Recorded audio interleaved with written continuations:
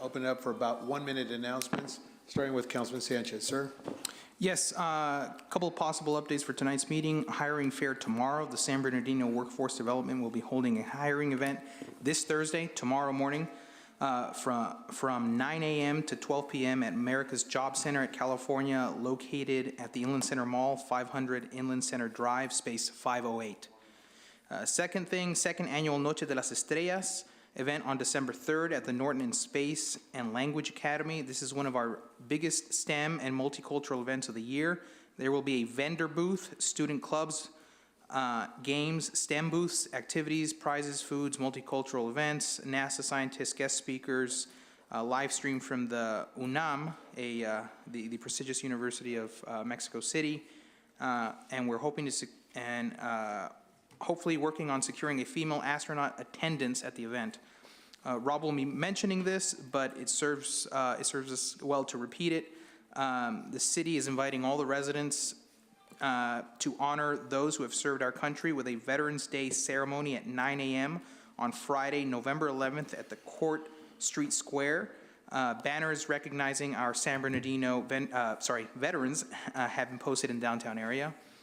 The State Bridge Suites, a new 106-unit hotel on Commerce Center near Hospitality Lane, will be holding a grand opening on Wednesday, November 9th from 4 p.m. to 6 p.m.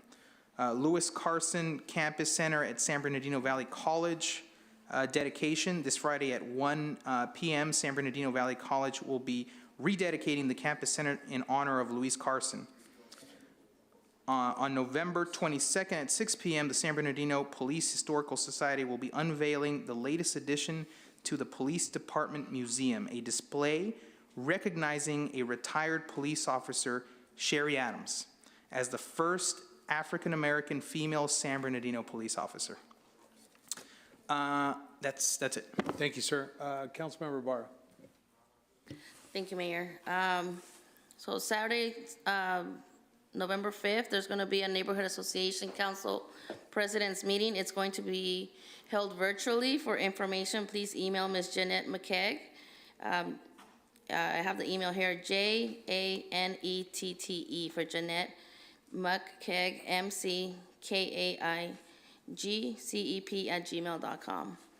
On November 7th, Monday, at 6 p.m., the Haynes Neighborhood Association and the San Bernardino High School Neighborhood Association will be having a combined meeting, and it will be held at the Garcia Arts Center at 536 West 11th Street.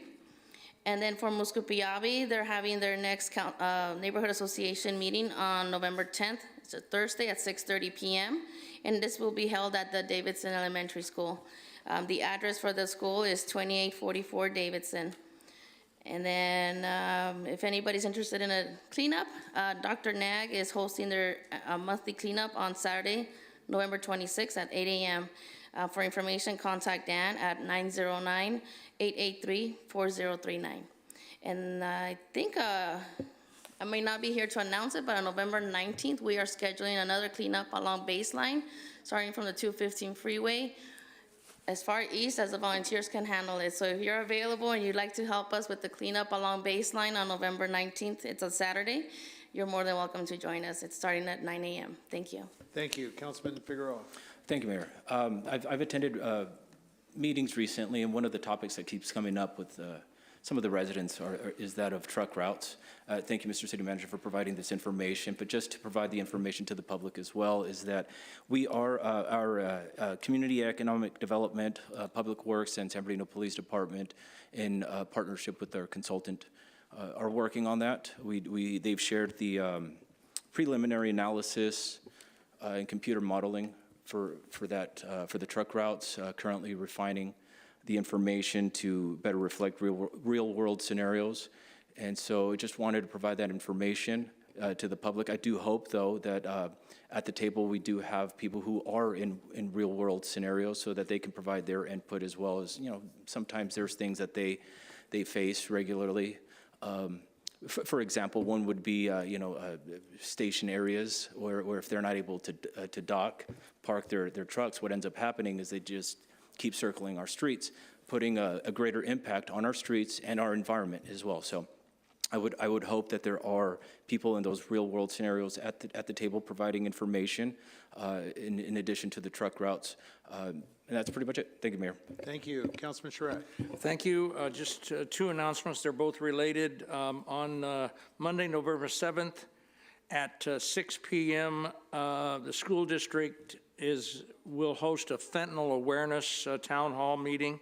That's the San Bernardino City Unified School District has announced a virtual fentanyl awareness town hall for Monday, November 7th at 6 p.m. to provide information and resources on the opioid crisis affecting our community and communities.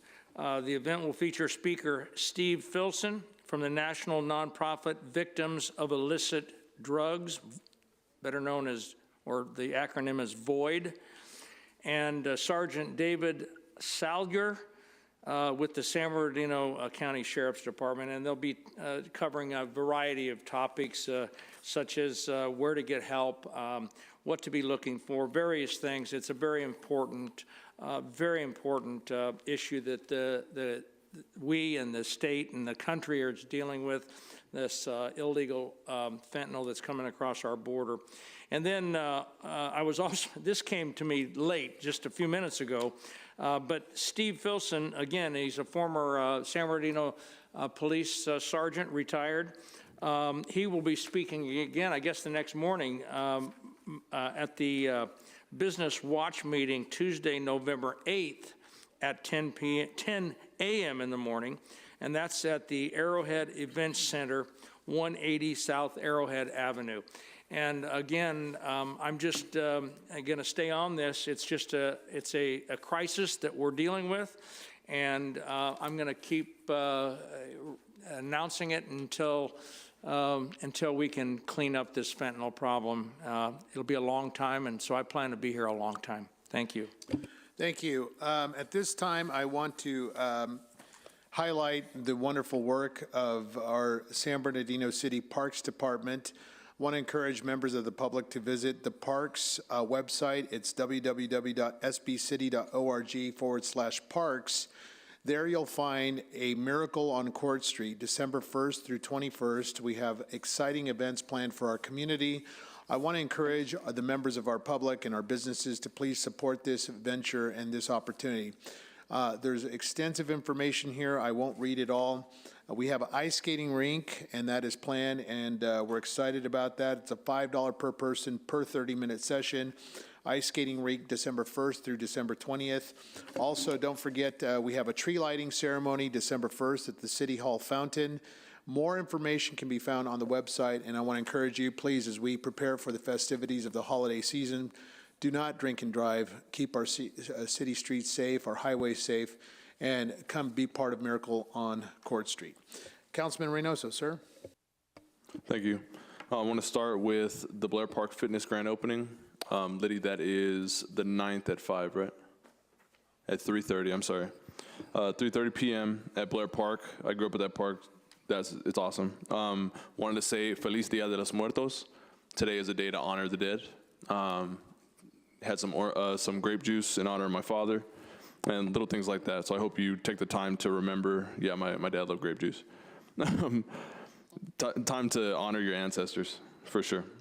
It's also the second day of Native American Heritage Month. Obviously, it's the most appropriate month. So we've been celebrating Thanksgiving for a very long time. And so I want to honor them, and this is the land that we're on.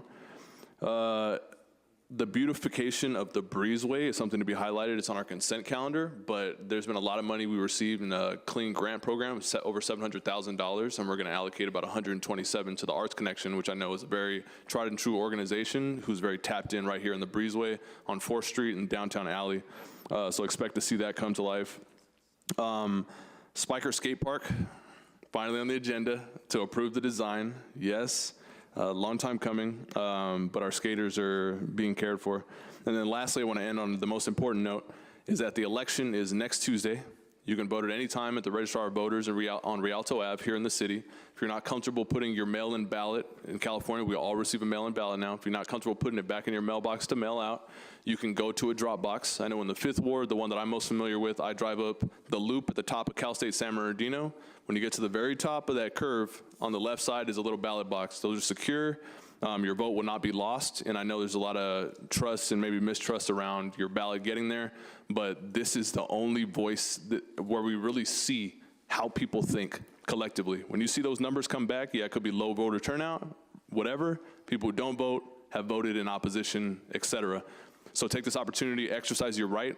If you don't acknowledge it and you don't feel like it's important, you know the deal. You know people have died for this, so please go do it. That's all I have. Thank you. Councilmember Kim Kelvin. Good evening, San Bernardino. Happy that you guys are here tonight with us, and we do apologize again for coming in an hour and a half late, but we must take care of the city's business. So I just wanted to mention a couple of places that I have been able to, a couple of events I've been able to attend this past 2 weeks. So, and I want to also thank Public Works for all the cleanups that have been going on around the city. I do appreciate that. 2088 Medical Center, able to see that when I drove by. I'm like, I could tell the difference, and so I really do appreciate that. I want to also thank Cassandra Searcy for the homeless workshop that we had this past week. That was informational, and good to see the plans that are going to be coming forward. I also attended the Community Hospital Subacute Center that's in my ward, and they had a Halloween event that was put on by the Honda people for the siblings of those children that have to live there. All of the children in that subacute center are on ventilators, and so they don't get to go home. But it was so beautiful to see them be able to interact with their families, and thankful to the Honda people to come out and give them that opportunity.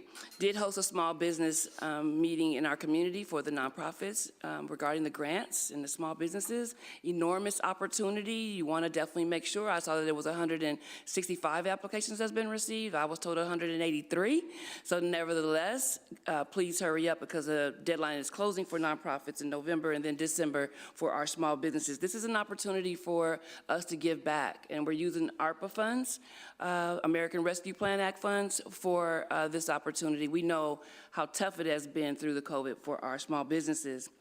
I also attended with a couple of other council members as well, Sandoz Church last Sunday, because they are creating a teen center in our city, and it's called the Hill, after Dr. Margaret Hill, who sat on our school board and county schools for quite some time. It's going to be a place where our scholars can go and wash their clothes. You never know how many scholars that we have in the city that struggle with not being able to come to school with clean clothes on. This will allow them. The mayor was there, Councilman Alexander was there with me. Critical things that are being taken care of there for our youth, because just this week alone, we've lost a couple of scholars in the district through shootings in our city. And so it's important that we continue to do what we can to make sure that they are provided with some places that they can go and get some resources that they need. Had our Ward 6 Commissioners Dinner. I'm so very grateful to every commissioner that I have and that serve in other wards as well.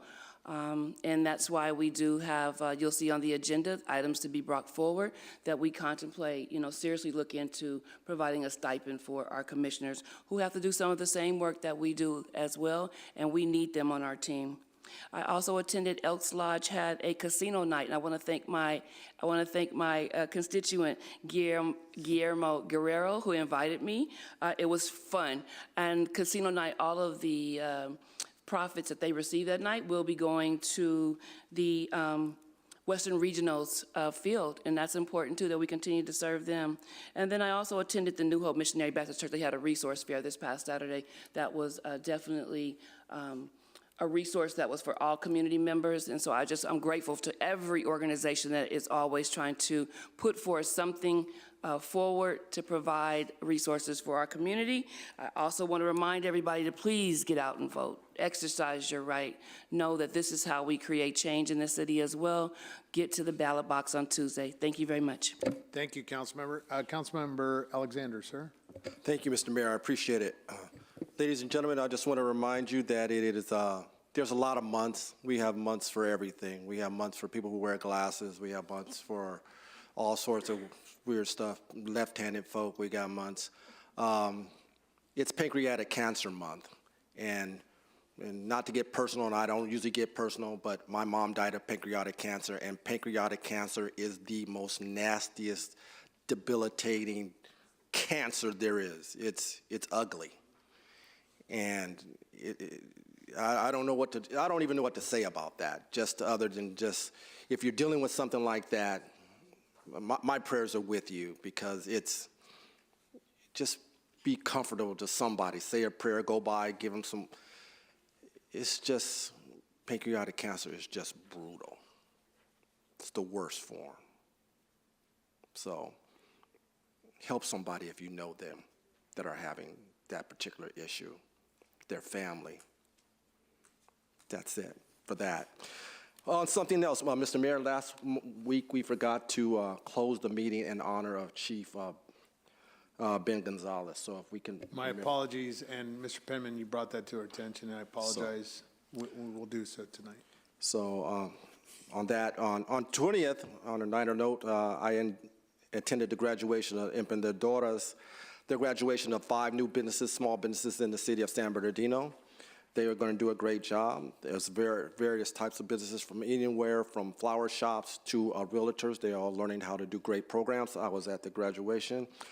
On the 21st of this month, myself and Councilmember Calvin was at the grand opening of the Arrow, the line from Redlands to San Bernardino, the 9-mile stretch. It was a great opening. It's going to bring people into San Bernardino, not take people out. Yay, yay.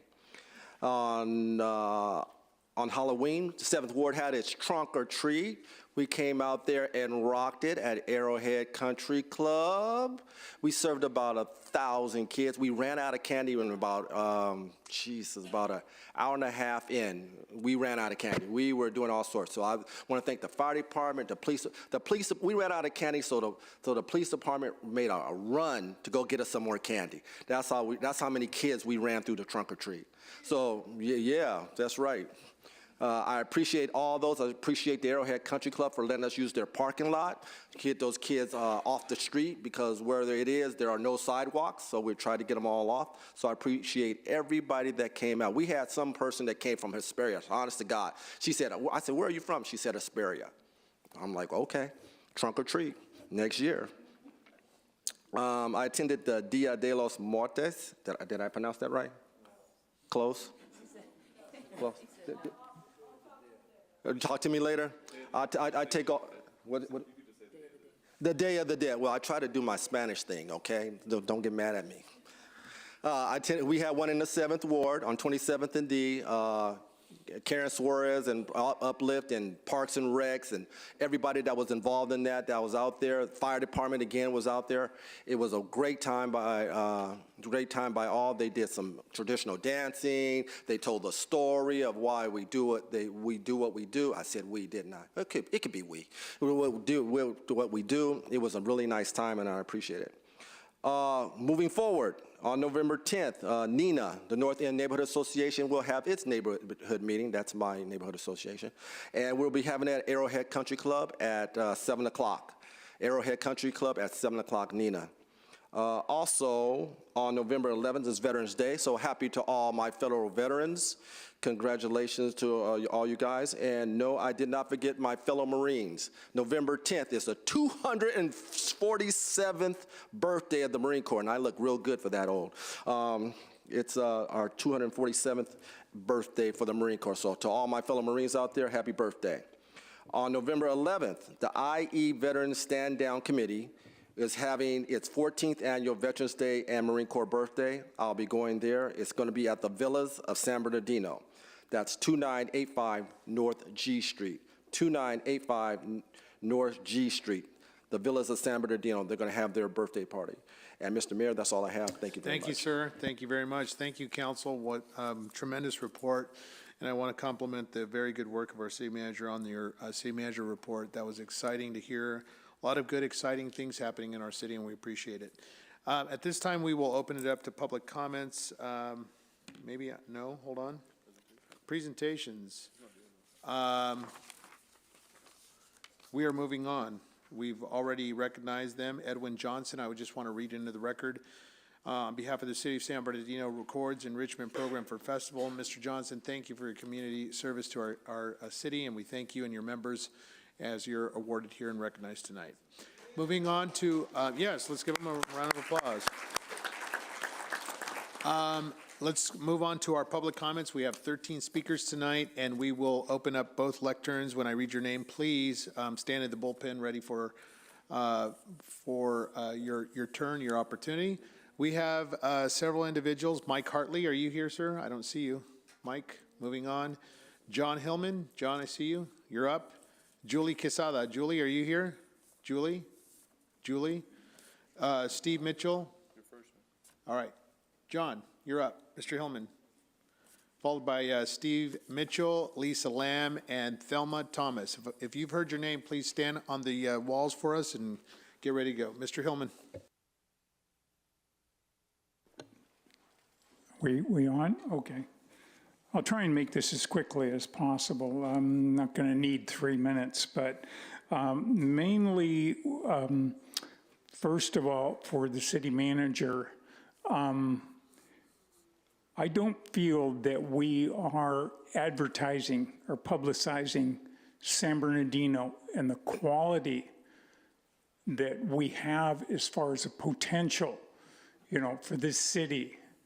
The bad news gets out there real quickly, but in my area, and I'm in the Nina area, I'm constantly promoting San Bernardino. It's one of the best places to live, but I don't see the city, Mr. Manager, really promoting. Now, maybe I'm missing something, I'm not sure. And so my first comment is really that I would like to see more promotion taking place, for the city of San Bernardino. The second thing that I have as a comment is the fact, more towards the city attorney and the chief of police, who is not here, is that we had just heard, now maybe I got the wrong information, that there was an agreement with the ACLU in terms of the way the process of dealing with the homeless issue. Wow. All I can tell you is that my community is really irritated right now. We're seeing the homeless go out of control. And for us to make an agreement with the ACLU, excuse me, why aren't we fighting? Let them sue us. We're supposed to have a city attorney that, can deal with this type of a situation.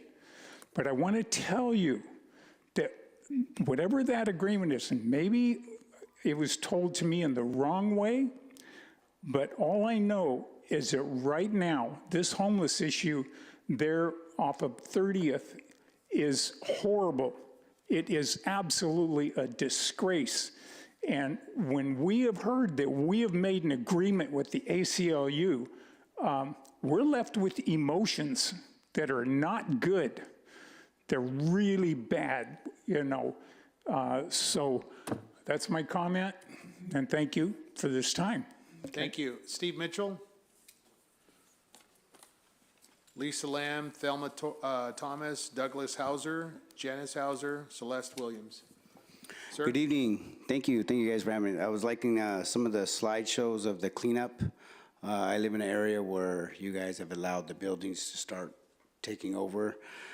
I believe I came to Theodore when he first got here and asked him for a gross weight for the vehicles on our street. You remember that meeting? Yeah, I asked you to put up some signs indicating the gross weight.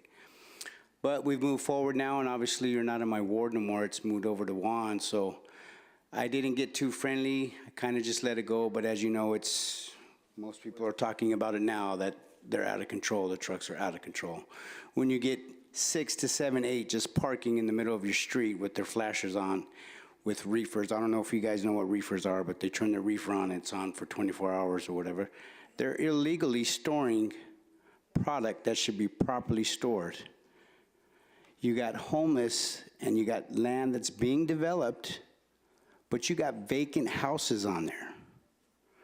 When and how can we get this to get them bulldozed into some kind of, I don't know, I believe I spoke to you about one about putting it in when they buy the land. They have a certain amount of time to where they have to bulldoze it. You're just leaving a free hotel for them. That's all you're leaving. You're leaving me to walk out to a mess, a guy pissing on the sidewalk when my kid walks to school to go to a bus stop. What are you doing? Pay attention to us. You wanted to hear a voice about us? Here it is. Please. I will be seeing more of you, and like I said, I did see some of those pictures where you're cleaning up, and that makes me very proud to be a resident of San Bernardino when I do see stuff that gets done. Thank you for your time. Thank you, sir. Thank you for your comment. Lisa Lamb, Thelma Thomas, Douglas Hauser. Ms. Lamb, welcome. Welcome. Thank you for welcoming us. Good evening, Mayor Valdivia and council members. My name is Lisa Lamb, and I'm representing the Lewis Center for Educational Research. And I brought a few of our student ambassadors from Norton Science and Language Academy, and we want to share some activities and events with you. Hello, my name is Corey Maldonado, and I would like to thank you for your support regarding our new gym. Regarding our new gym that's being built.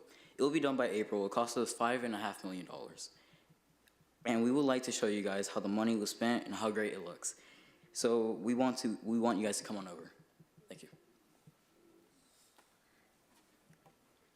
Hello, my name is Casey Medina, and I would like to thank Mr. Sanchez for highlighting our Noche de las Estrellas event coming up on December 3rd, which is free to attend and open to the community. This night is made possible thanks to your support, as well as our partnerships with NASA, JPL, and the Mexican Space Agency, the University of Mexico, and many more. We would also like to invite Mr. Alexander to campus, and we'll teach you how to properly say Dia de los Muertos. A fun fact about this event, we are the only site to host this event here in the United States, which makes me very proud to attend this school. And we're helping put San Bernardino on the map. Thank you for your time. That was an uplift. Mr. Alexander. All right. Hello. My name is Corey Zaman. I'm a student at a school that was made possible by you all. As thanks for all the opportunities you've given us, we'd like to invite you for a tour of our campus. We are delighted and take pride in being a part of San Bernardino. Thank you for your time. So, again, we just want to thank you. Our school would not be possible without all of your support. We really hope that you are able to visit our campus. Now that we have high school, we feel like we're able to be just a bigger and better part of our community. So thank you again for your support. Thank you. Thank you very much. Ms. Thomas, Thelma Thomas, Douglas Hauser, Janice Hauser, Celeste Williams, you're up. Good evening, and thank you so much for taking my time out for me. I firstly would like to thank you all for the presentation for the workshop on homelessness. I wasn't able to attend. However, I've been able to watch it like 3 times on television. And I'm very, very excited about everything that she proposed for the homeless, for the city of San Bernardino. And I'm excited that she even included their pets. I have a list of probably over 150 dogs and cats that they own, that are homeless owned, that they refuse to go into housing because they can't take their animals. So I'm really, really grateful for that, and I just commend her for all of her hard work on that. Because, as you know, I've been here time after time talking about the homeless situation, and I wanted to speak also about the trucking situation in our area. You know, some of us are senior citizens, okay? And we don't move as fast as you speedy drivers, you know, that go down the road. And it takes us a long time to get out on the street because them trucks is all blocking the roadway. So you can't even come out of the driveway coming out of Stater Brothers Market because the trucks is parked at the driveway. So you can't see. So you got to try to ease out trying to see, and ease out. By the time you ease out far enough, that car going shoo. So you're scared to death. It don't make no sense. They can park anywhere. And so we aren't safe. And it's not good for senior citizens not to feel safe, you know, when they're driving up and down the road. You can't get on the road without 15 to 20 big double-rig trucks everywhere. Every place. All kind of holes in the street. You can't go down the street. You're going to tear up your cars because it's going to bump. You can't go around them all. They all over the place. Mary, you and I talked about that, how they're destroying our street. It's just awful what we have. And we need to do something about it. And I would like to say, with the presentation that the young lady did the other night, I know you guys couldn't make a decision at that time, but I'm asking you, and I'm praying to the good Lord that you do something and do something. We've been talking about this for 4 years, okay? But this is the first time I saw a real plan. We have a real plan that looks really, really good. And I hope y'all will hurry up and do something about it. Thank you. Ms. Thomas, just as a matter of point of order, the council did proceed forward on October 27th at the homeless workshop, and we gave approval on conceptual plans to move forward the homeless initiative. And so we're looking forward to get more meat on the bone at a later time. But thank you very much for keeping us accountable. Praise God. Thank you. Thank you, ma'am. Thank you very Thank you. Okay, Mr. Hauser, followed by Janice Hauser and Celeste Williams. Hi, I'm Douglas Hauser. I'm on the board of the cabinet of the Redlands Tea Party Patriots. I'm with the San Bernardino County Patriots, several other organizations. And while I believe that what I'm about to say would get the approval of most of those members, activists, and volunteers, I want to make clear I'm speaking only for myself. This is in regard to, I guess, a measure that was introduced last week, attempting to create essentially gun-free zones in certain areas of the city. First of all, I wish to point out that this misguided attempt is clearly misguided because we know history has shown us that most of the mass shootings and most of the big tragedies that happen that way have occurred in gun-free zones. And several events that have been in the national news recently have shown us that it is not a cliche, but it is a true fact that the only way to stop a bad guy with a gun is a good guy with a gun. And so I wish to thank by name Ms. Ibarra, Mr. Charette, Mr. Figueroa, and Mr. Alexander for opposing this measure and helping to defeat it. And for the threes who supported it, we will see what effect that will have when they come up for re-election. Just as a point of order, or as a matter of fact, I was passing out some constitutions earlier. Anybody who wishes to can turn to page 21. I'll read the Second Amendment. A well-regulated militia being necessary to the security of a free state, the right of the people to keep and bear arms shall not be infringed.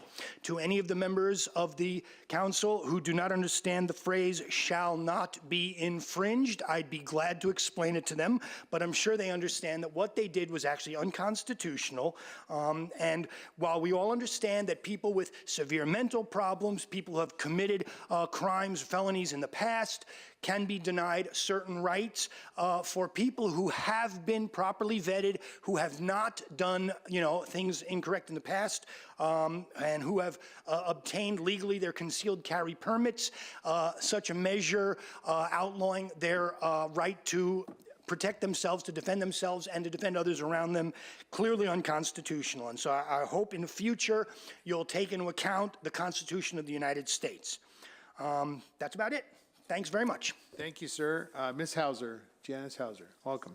Followed by Celeste Williams, Jim Penman, and Thomas Reese. So I asked my husband what he was going to say, and he said he'd got it all figured out. So he took some of my lines already. They were good, yeah. I'm here for the gun ban resolution as well, to thank those people who voted against it. Sandra Ibarra, Fred Charette, my council member, Fred Charette, Juan Figueroa, and my good friend, Damon Alexander. And I want to address actually the people who voted yes. Theodore Sanchez, Ben Reynoso, and Kimberly Calvert. So, if someone has an evil plan, where are they going to go? They're going to go to gun-free zones. They're not going to go here, because this guy is right here. He's got the gun right here, they're not going to go here. They're going to go to a park that's gun-free. They're going to go to a school that's gun-free. That's where the mass shootings happen. They go to a theater that says, this is a gun-free zone.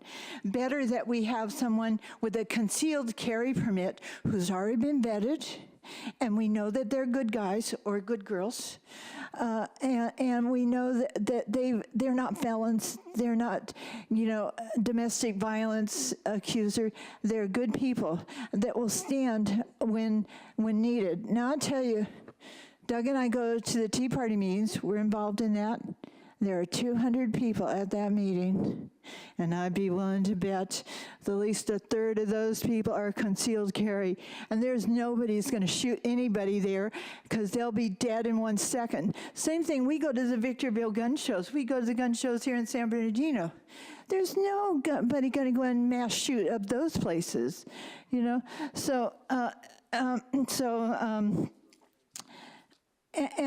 the other thing is, a whole bunch of cities who've determined that they're going to ban guns and they're going to have gun-free zones, they end up sending a whole bunch of their tax dollars fighting that in court, and they don't win generally.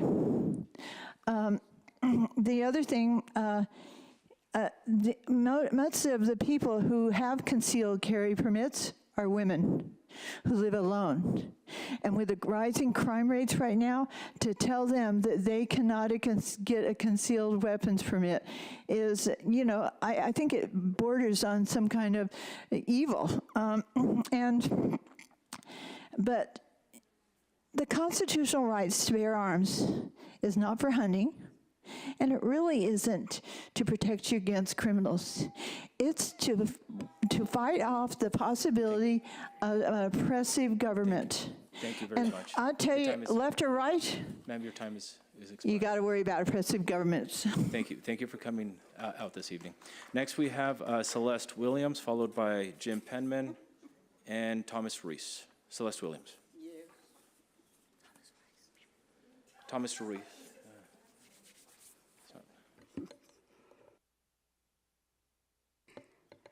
Good evening, Mayor and Council, and friends of San Bernardino. My name is Celeste Williams. I live in Miss Ibarra's ward. My plight tonight is referenced the corners of Baseline and Waterman. I've been living here for 21 years now. That corner, those four corners have gotten worse. I'm tired of trying to go to the drugstore. The beggars are after me. You can't go to the drive-up window to pick up a prescription because of the amount of filth that's in that yard back there. I've questioned the management of Walgreens. He says, well, the city won't do anything. Well, my question is, whose responsibility is all of that if the homeless have left it there? I go out of my community to go to the Stater Brothers because I'm here to tell you, they sell more drugs than the supermarket or than Walgreens in the parking lots. So it's kind of difficult for a 75-year-old, and God help me if I have to get something after 5 o'clock. It's dark now. The amount of homelessness and whatnot that's even in that parking lot in both Walgreens and in Stater Brothers is becoming overwhelming. That big lot across the street where they had torn down the quote-unquote affordable housing that is no longer affordable because there's nothing there. They line up on the side of Waterman, or they line up on the side of Baseline with buckets full of their paraphernalia. It's theirs. All I'm asking you to do is show me a little bit more respect and doing something about that so I can go back to my Stater Brothers in peace, or I can go to my Walgreens in peace, okay? Thank you. Thank you, Ms. Williams. Mr. Penman. Mr. Penman, followed by Thomas Rees, Robert Porter, Rocio Aguayo, and Les Phillips. Philip. Sir? We've heard a number of speakers tonight. Almost all of them are critical of what's happening in this city. Variety of issues, but they need to be fixed, and the solutions are there. I am sorry that this mayor and council has not been presented with those solutions. I am sorry that the mayor and council were not informed of that ridiculous agreement with the American Civil Liberties Union, which has tied the hands of our police. That never should have been allowed to happen. That would not have happened on my watch. We would have fought that and we would have won. That was an easily winnable case with a competent attorney. Ridiculous. No excuse for it. And no excuse for it not being presented to the mayor and council for you to make your decision. Now, we are going to fix this city, and we're going to start that on Tuesday, November 8th. The voters are going to come in and they are going to say, we want 150 more police officers. We want something done about the homeless. We want it to be compassionate. We want them to have mental health services. But we want our ordinance that prohibits camping in public enforced. I encourage all of you to please vote on November 8th. Vote for the candidate of your choice. Vote for the retired city attorney of your choice. Vote for the most experienced candidate of your choice. But get out there and vote, because one of the candidates who has experience knows what to do. The other one, throughout the debates, throughout the forums, has said, I will form a committee. I will listen to the city manager. We will all get together and hold hands and sing Kumbaya. Ain't gonna happen. Yes, I'm a bad dude sometimes, but only when necessary. But sometimes you need somebody bad. We don't need another nice person as mayor. We need a tough, serious, no-nonsense, get the job done, and that's what you're going to have if you choose to vote for the retired city attorney of your choice. Thank you. Thank you, sir. Thomas Rees. Thomas Rees, followed by Robert Porter, Rocio Aguayo, and Les Phillip. Good evening, Mayor and members of the council. My name is Thomas Ruiz, representative of Laborers Union Local 783. I'm here tonight to speak on the award design build contract for the Carousel Mall demolition.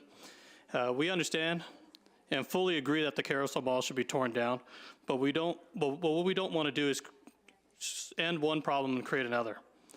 Understanding the nature of the project and what environmental remediations need to happen in order to tackle such a large project safely and responsible, not only for the workers performing the work, but also for the general public around the site.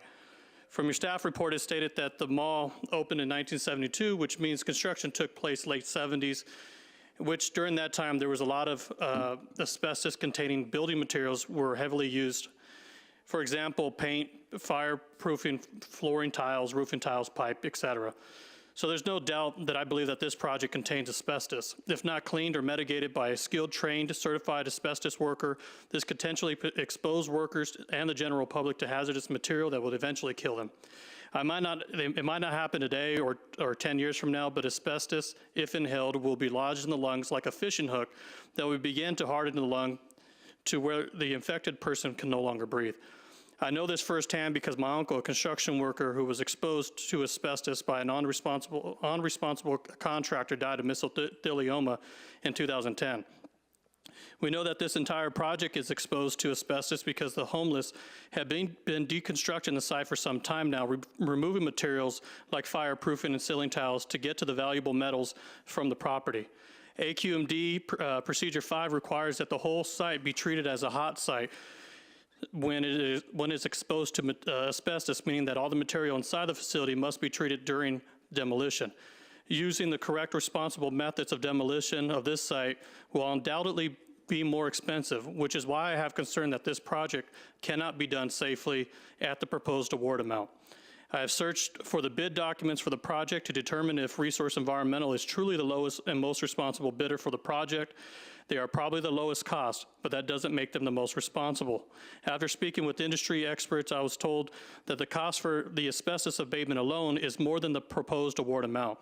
The industry experts also told me that this is a real undertaking, which consists of 1 million square feet that needs to be mitigated and over 50,000 square feet of hazardous fire material or fireproofing material that needs to be mitigated properly.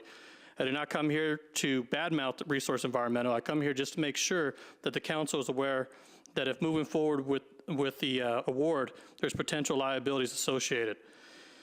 I request that if the council, hold this for discussion in the future, but also that if the council decides to move forward, that we ensure that there's no health risk to the general public or workers, not approving the change orders or any type of change orders in the future. Thank you, sir. Robert Porter, followed by Rocio Aguayo. Les Phillip, and also I have one for Monica Robles. Monica, are you here tonight? Okay, we'll get to you in just a moment, ma'am. Robert Porter, sir. Mayor, council, good people. First, I'd like to mention that we need to vote on Tuesday. I have interviewed Mr. Penman. You can find that on I Love San Bernardino up in the pinned area. I will interview Helen Tran the day before the election next Monday at KCAA NBC at 7 o'clock, so you can listen to what she has to say. But please go vote. Study your candidates and pick who's best for office. I'd like to mention the Hill Center at Sandals. That was a great event. Pastor Reinhardt's worked really hard at that church to build good things for our community. I love the washing clothes, but I also love the skate park that's coming and the community gardens. And San Manuel's Ken Ramirez has really done a lot to get this moving too. So, give them props when you see them, and they're really trying to help our community. Dia de los Muertos was an incredible event. I sat there and told the history of Campos Santos Memorial Park. So I got to talk to a lot of local San Bernardinans, and they were pretty upbeat, and we were there to honor our ancestors that have passed away. And so I went over there and took a picture of my grandparents and my pops, and I put it up on the little altar they did on the memorial there, that hopefully from the Arts and Historical Preservation Commission will be fixing the plexiglass that's kind of faded in front of there really shortly. Speaking of the Arts and Historical Preservation Commission, we gave you recommendations for our grants. We were very equitable. We tried to make sure everybody got a little something there. So when that comes to you, please vote in favor, and we'll get this money out to the people who need it most with these arts programs. I really look forward to what they're going to bring back to us. Stipend, please vote that in for next meeting. We really need to talk about this. I've sent all of you messages about this. I've actually been talking about it about 6 years ago. I first started bringing it up to try to get people on the Cannabis Commission that were, could get stipend instead of it was kind of set up. I know Mr. Councilman Alexander was on there and Dr. Hill, but I wish there would have been more people from the community, but maybe this is a good way to bring more people in the community if they actually have a way to get compensated. November 9th will be my Valencia Neighborhood Association meeting at 6 p.m. at Denny's.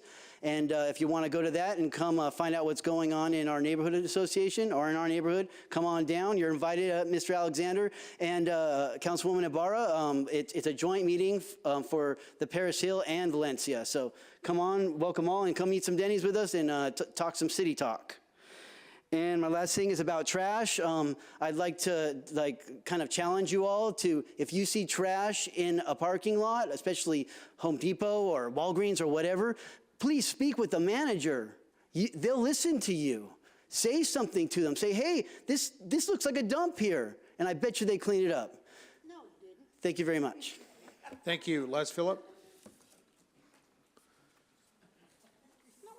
Les Phillip, followed by Ms. Robles. Ms. Robles, if you want to take a stand there at the lectern. Sir, welcome. Hello. So this is my first time ever coming down here to talk. I hate doing these things. I hate all this. But my personal opinion, when it comes down to voting, I feel like we're stuck in the middle. We have to pick the lesser evil, Penman or Helen Tran. To the people that's listening, that's my personal opinion.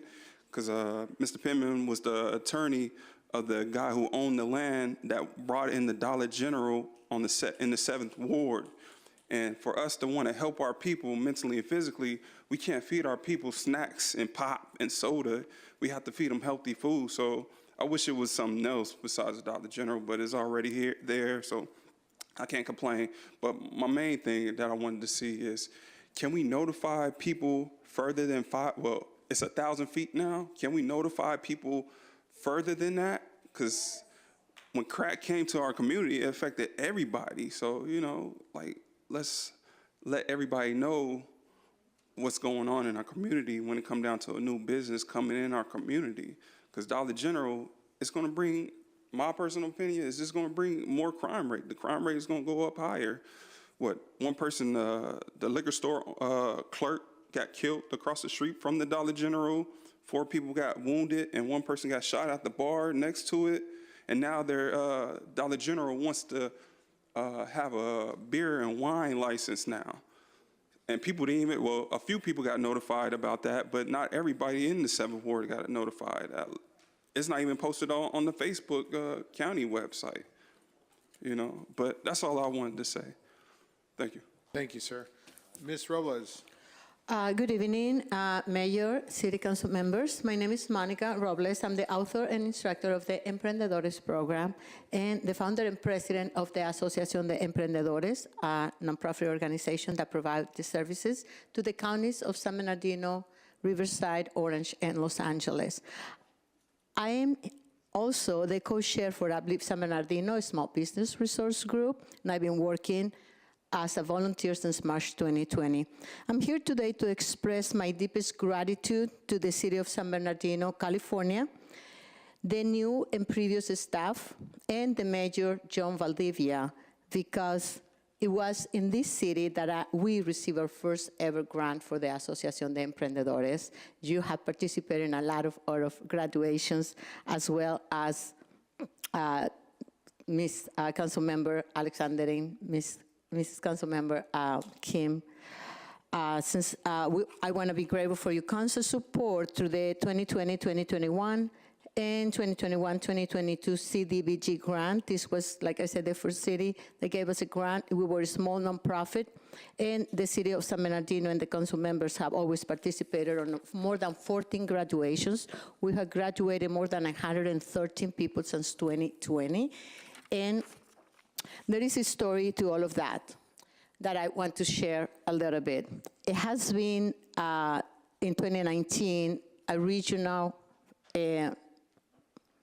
leader that decided to create a defamation campaign against myself, my Emprendedores program, and the services that I provide, with the intention to close those doors for me and organization. That didn't happen, and that was thanks to the support that we received from the City of San Bernardino and from the Mexican Consulate in the City of San Bernardino. We want to share with you that we have graduated this year alone as a nonprofit organization, 280 people from the cities of Orange, San Bernardino, and Riverside. And since 2016, the Emprendedores program had graduated, will end up this year, November 28, graduating 1,040 individuals, 113 of them from the city of San Bernardino and the county of San Bernardino. So I really want to give you my deepest thank you for all the support that you provide to the monolingual Hispanic community, for the Asociación de Emprendedores, and I certainly hope that we continue working together, bringing those services to the community. Thank you very much. Thank you very much, Ms. Robles, and we salute the great work that you're doing there. Thank you very much. All right, that concludes our comments here. Ms. Rocha, any further comments? We don't have any requests for ADA accommodations, but I have one Zoom comment. Christian Flores, can you unmute your mic and address the council? You have 3 minutes. Christian Flores.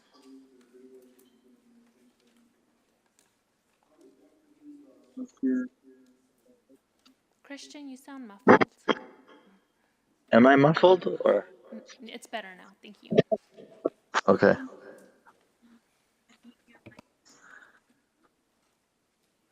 Okay, do I speak now? Yes, go ahead and start. Okay. Hi, everyone. My name is Christian Flores. I'm a community organizer with Inland Congregations United for Change. Tonight I'm speaking on behalf of People's Collective for Environmental Justice, a community-based organization out of San Bernardino.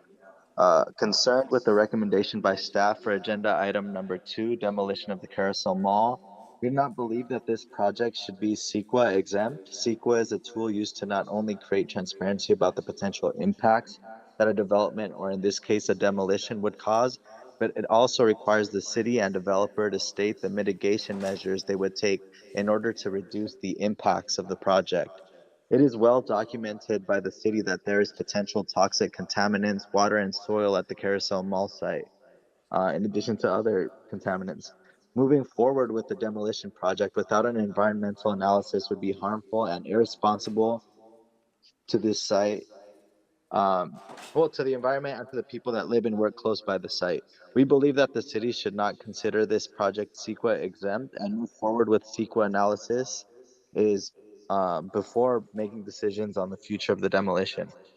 By including a CEQA analysis, the city can ensure that the most protective measures are taken during the demolition for both the workers and nearby residents.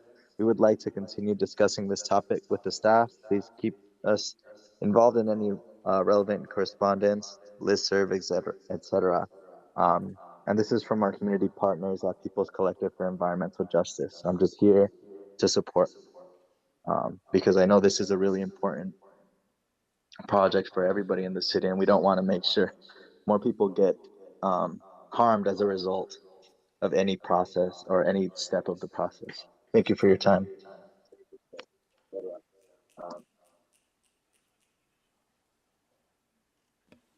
That concludes public. Okay, thank you very much. Thank you to our viewing audience and to those members who have provided public comments. Thank you. Let's move on to item number 2. This is discussion calendar. I'll ask our city manager to please present this. This is the award design build contract for Carousel Mall demolition. It's found in packet page 15 of your documents here at home if you're following us or viewing us online. There's a fourfold recommendation there before you, council. We can proceed on with the staff report. Mr. City Manager. Yes, as you may recall, the council did approve the city staff going out with an RFP for a design build contract for demolition of the Carousel Mall. The purpose behind design build in this instance is it's a complex demolition, so it has to be designed actually to protect the buildings that are adjacent to it or attached to it, as is the case with the old Harris's building. So there will be an architecture firm involved in designing the demolition. Then is a full-fledged team, is a fully vetted team of professionals who are, and having heard the speaker just now, are well-versed in all the requirements for environmental protection and mitigation. The key here, the problem here, is that the mall has turned into a significant safety hazard. And we have correspondence from the fire department, for example, suggesting that we take this course of action sooner rather than later. Hence the manner in which we're intending to proceed with this based on the council's approval. So with that, I'm going to turn over the actual presentation to Daniel Hernandez. So who's a Public Works Director. So Daniel, please. Yes, good evening, Mayor Pro Temp, and members of the City Council. Before you, the Mayor alluded to the 4 recommendations, so I'll go ahead and go through each of the 4 recommendations and then provide some background and some discussion points. So the first recommendation is to determine approval of the design build contract as statutory exempt from the environmental review pursuant to sections 15268 and 15269 of the state's guidelines implementing the California Environmental Quality Act, also referred to as CEQA. Approve an award of a design build contract with Resource Environmental, Inc. in the amount of $7,734,000, adding an allowance in the amount of $2,266,000 for a total project amount of $10 million. The third recommendation is authorize the Agency Director of Administrative Services to amend the fiscal year 22 through 24 CIP to include the Carousel Mall demolition project in the total amount of $10 million. And lastly is to authorize the city manager or designee to execute all documents related to the project. So on July 20th, the mayor and the city council authorized staff to solicit the design build proposal for the demolition of the mall, as well as authorized a private security with Redwood Private Security for 24/7 security patrol of the mall and the mall grounds. Although we continue to face challenges with trespassing and vandalism at the mall, in which I'll further detail in my report, Redwood Private Security has done a commendable job in safeguarding the premises. The next part of my report will be broken down into 4 components to address each of the recommendations. First, public safety, which will provide staff's justification for recommendation number 1. Since the closure in 2017, the mall has become a health and safety burden for the city. Transients have intruded into the mall through the doors and the roofs, causing structural damage to the building and have removed wiring and valuables for salvaging. The breaching and the vandalism of the property create cost and potential liability for the city. In addition, the May 2022 3-alarm fire inside the mall created more structural damage due to the excess use of water to extinguish the fire. In the last 12 months, more than 56 fires reported in the mall were caused by transients. As indicated in July 20th staff report, Facilities Division employees continue to spend approximately 25% of their time addressing issues associated with vandalism and breaches within the last 6 months. The division has spent in excess of $68,000 in labor and materials, including overtime, to secure the mall. It goes without saying that the time spent at the mall takes away valuable resources, such as labor and budget from city to address maintenance and repair needs in other occupied buildings throughout the city.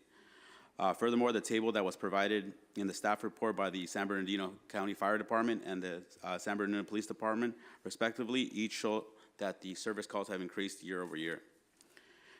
Due to the condition of the interior of the mall, as the city manager alluded, on June 6th of this year, a letter which was included in the staff report, which is attachment 4, was received by the Office of the Fire Marshal, expressing their concerns with the condition of the mall, which they believe creates high potential for fire, to ignite, grow rapidly, and spread, which they asked for the city to take action on that. With that said, staff strongly believes that the demolition of the mall is necessary and a viable solution to prevent safety and health concerns, eliminate the need to allocate valuable city resources, and reduce and eliminate costs of maintaining a vacant building. The next component is the city's municipal code. Per Chapter 15.37, Historical Building Demolition Ordinance, the municipal code requires that an analysis of historical significance be prepared and considered by the Development and Environmental Review Committee, the Arts and Historical Preservation Commission, and the Planning Commission prior to demolition of a building 50 years or older. This is slightly above 50 years, but there is a provision that if the building official declares a building is dangerous and constitutes an imminent threat to public safety, that could be waived. As outlined in my earlier in my report, despite continuous attempts to secure the building, the mall has become an attractive nuisance, with many individuals trespassing on a property and entering the building with numerous entrances, resulting in significant vandalism and destruction of the interior space. Continued trespassing, transient activity, and vandalism has created unsafe environments for both security staff and trespassers due to broken glass, unstable structural components, general debris, criminal activities, and lack of egress. And some of that was denoted in the article by the Sun. You can actually see what the current condition, and it continues to get worse. As a result, the building official declared the building is dangerous and constitutes an imminent threat to public health and safety, which are grounds to proceed with the demolition. The letter from the Buildings Division of the Community and Economic Development is included in the staff report as attachment 5. The third component is the environmental review. Staff believes that this project is exempt from pursuant to state CEQA guidelines, section 15269, as it's necessary to prevent a public health and safety emergency due to the activity previously described. Waiting to conduct a full environmental review for any future redevelopment of the Carousel Mall site, which may take several years, would endanger the public due to increased risk of fire in the interim. Further, this project is proposed as a direct result of past fire emergencies on the site. The last component is the RFP process to solicit a contractor to perform the demolition, which ties to recommendations 2 and 4. So on the July 26th, the city released a request for a pre-qualification statement from design build entities for the Carousel Mall demolition project, with the deadline to submit by August 18th. We did have 7 qualified companies to continue with the design build contract, but only 6 submitted proposals. After further evaluation of the proposals from a technical and cost perspective, interviews and reference checks, it was determined that Resource Environmental is best equipped and positioned to handle the project on behalf of the city.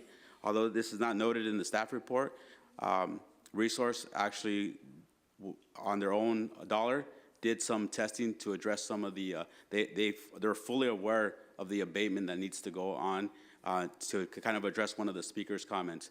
They're fully aware of the scope of what's required. They have already done some initial analysis, which helped them refine their cost estimate. Therefore, staff recommends approval of an award of a design-build contract with the Resource Environmental, Inc. in the amount of $7,734,000, adding an allowance in the amount of $2,266,000 for a total project amount of $10 million. We do have representatives from Resource Environmental, Inc. in the audience today, and we do have a few slides going over their capabilities. If City Council desires to discuss those. Let me add something. I think it's important to note, too, that the allowance is to provide funding approval for unforeseen conditions. It's not automatically going to be paid to the contractor. It will be paid upon a demonstrated need associated with conditions on the site. So the base bid, the base amount is 7.8, and then the balance is to address unforeseen conditions. Thank you, City Manager. Thank you for providing that context. They're obviously fully aware that we did multiple walkthroughs with all of the firms that submitted proposals. They actually brought an environmental firm to do some sampling so they could do their testing and run their own analysis. So they're aware of the condition in the interior and some of the materials that need to be abated. So they feel fairly confident in the proposed amount that's being presented today. Lastly, as it relates to the fiscal impact, the initial cost of the demolition will be covered using fund balance to ensure the demolition can be completed expeditiously. This action will not result in the use of required reserves. If the council does approve the action, staff will follow up with necessary budgetary actions at a future meeting. Staff intends to explore options to cover these costs, including the possible issuance of long-term debt and the possibility of requiring such costs to be covered by any future development. That concludes my presentation. Myself, our city engineer, Mr. Alex Keisha, are here to answer any questions that the council may have. Thank you, Mr. Hernandez.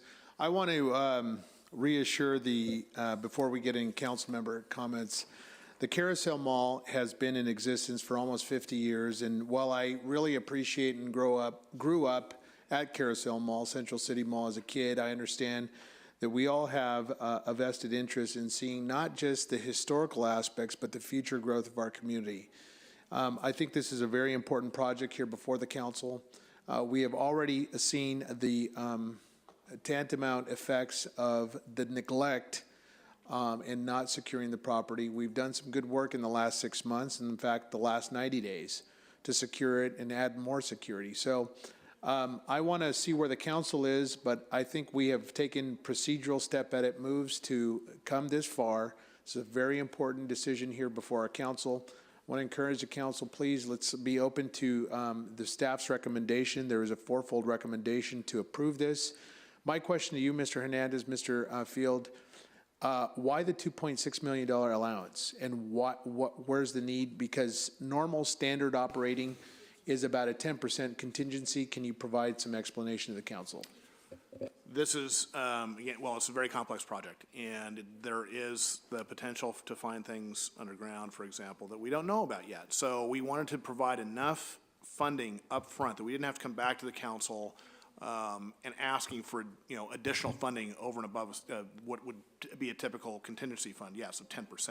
So this is basically to make sure the project can go forward as expeditiously as possible with as few delays as possible.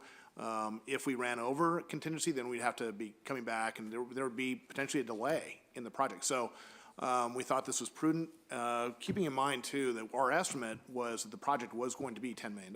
And so we had already essentially set aside that amount of money. So the fact that it came in lower than the estimate is beneficial. But we really, because of the need to expedite this project, we thought it prudent to recommend this. Mr. City Manager, I appreciate the fact that you suspected or estimated the project would be $10 million, and I appreciate your professional comment on that. My question more so in the Caltrans, as I sit on other agencies, regional transportation committees, there is a staff analysis or a markup of some sort from a staff engineer's perspective. Do we have any staffing or engineer perspective on that, and maybe their cost estimate or project estimate from our city staff on that? Has it penciled, and what does the staff say on that estimate? So what the cost was So through the lens of a there's work that professional has been engineer? prior, because this project dates back multiple years, but there is work that has been done. So Mr. Alex Keisha can speak to that. Very good. Good evening, Mayor and City Council. Yes, we did an initial engineer's estimate for the project, and it came around the $10 million that the city managers have spoke about. And that is what we, when we advertise the project, we advertise it in a way that is, we try to capture everything possible that we have that is we can encounter in the, at the mall. But because of unforeseen circumstances, that it could be happening anywhere, maybe something under, something that was in the ground that we have no idea about. Because remember, this mall has been built 50 years ago, but we have limited plans for it.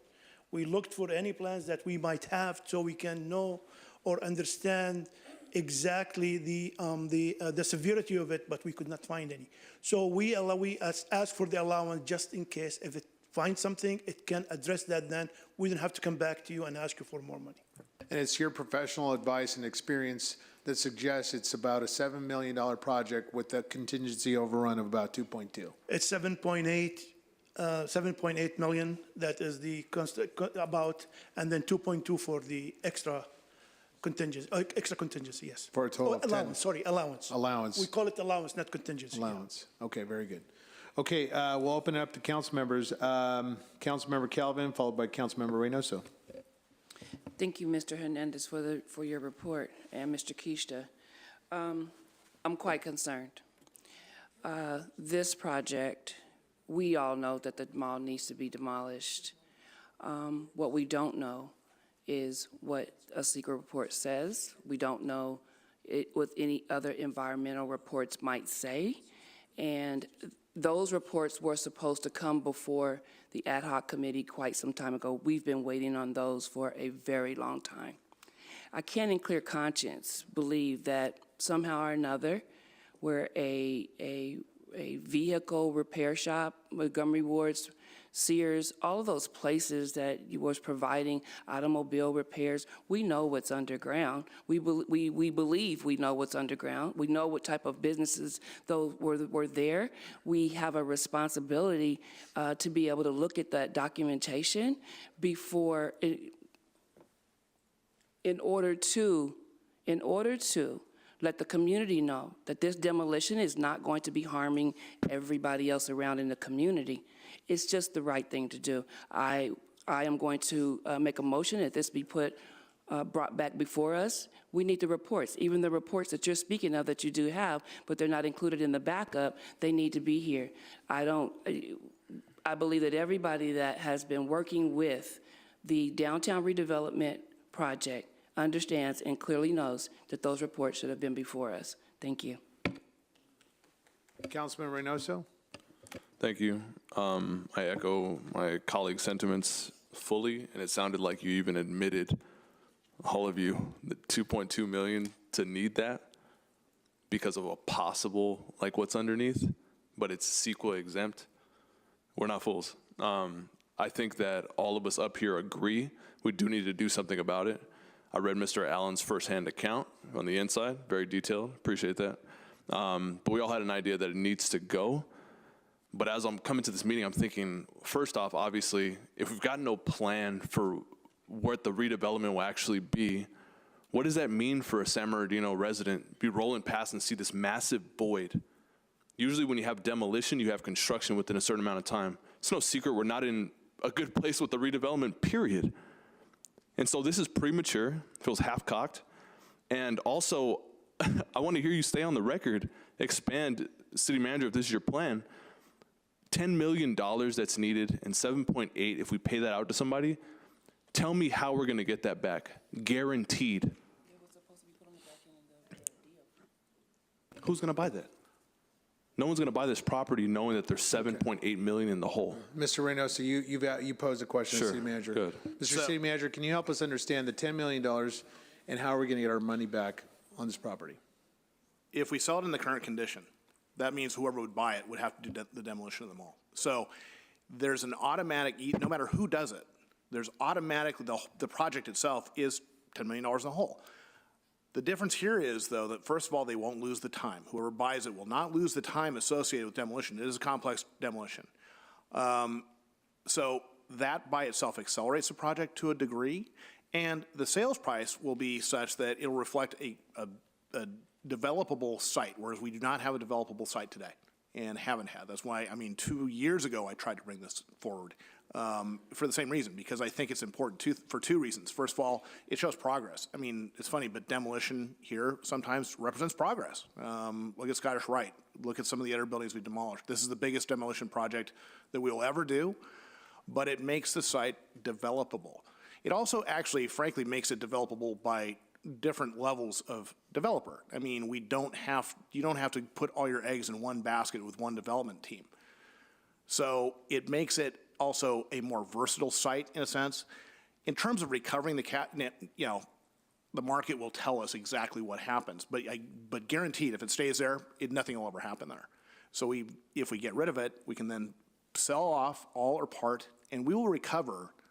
There's no way that we won't recover. You can't provide an absolute guarantee with a stamp on it, but you can say that the property is 43 contiguous acres in a downtown setting.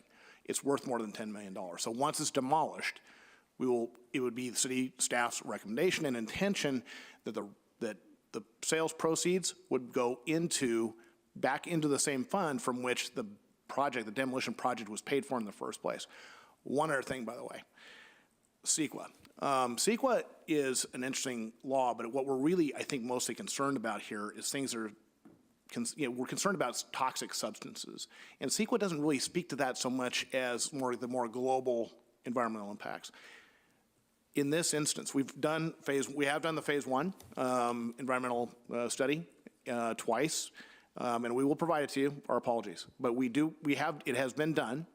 And Mr. City Manager, let me take a time out. Yep. The phase one environmental has, there's been some comments that we have JCPenney, oil wells and whatnot. The phase one has addressed those issues and the report thereof. Well, let me be clear.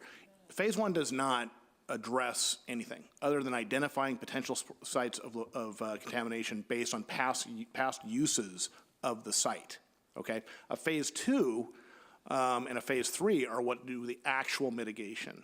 So phase two is where you poke some holes in the ground to see if there is, just because there was a gas station there doesn't mean there automatically is contamination.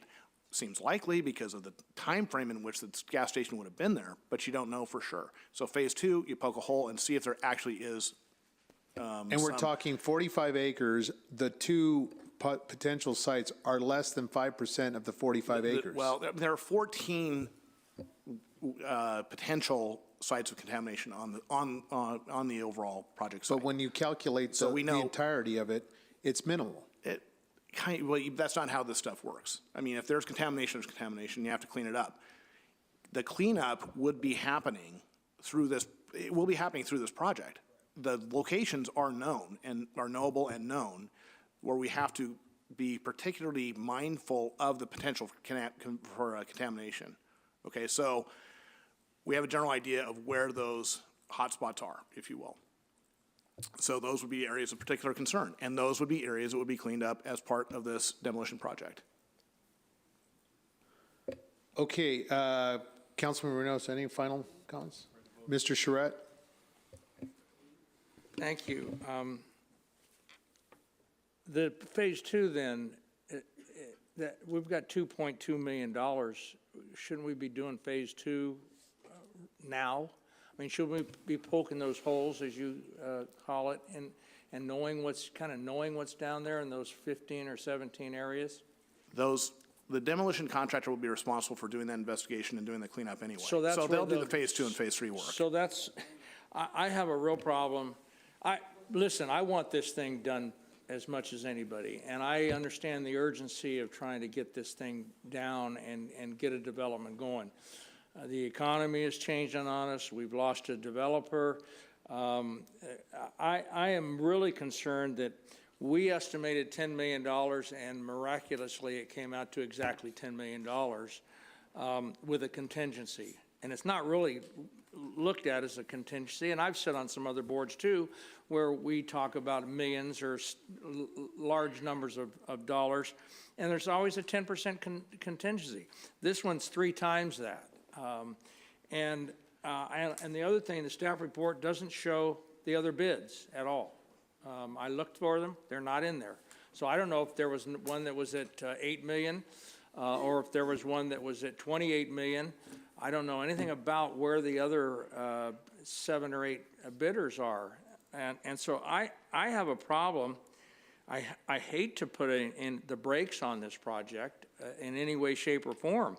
But I just with what's going on, and I understand that we wanted to do this 2 years ago. And I'm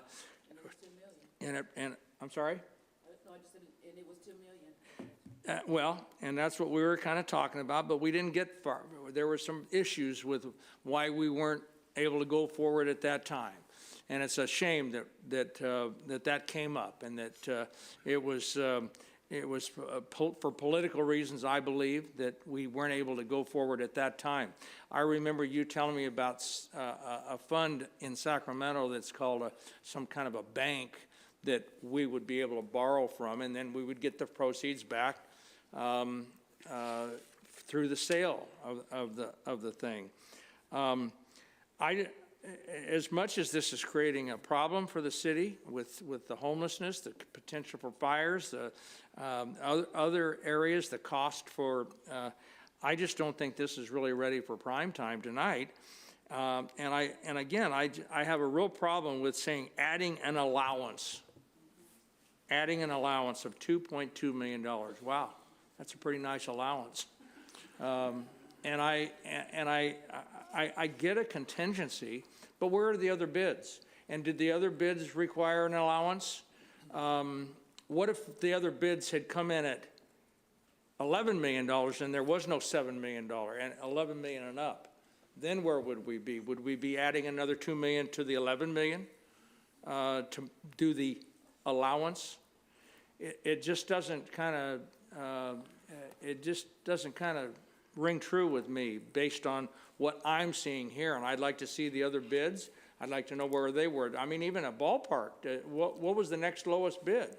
So if I can, the bids range from 7.7, which was resources, was the lowest bid. But this is not lowest responsible bidder. This is an RFP for the firms that we felt was best equipped to provide both You said that we had how many total? So there was 6 total. So the bids. And they were all responsible?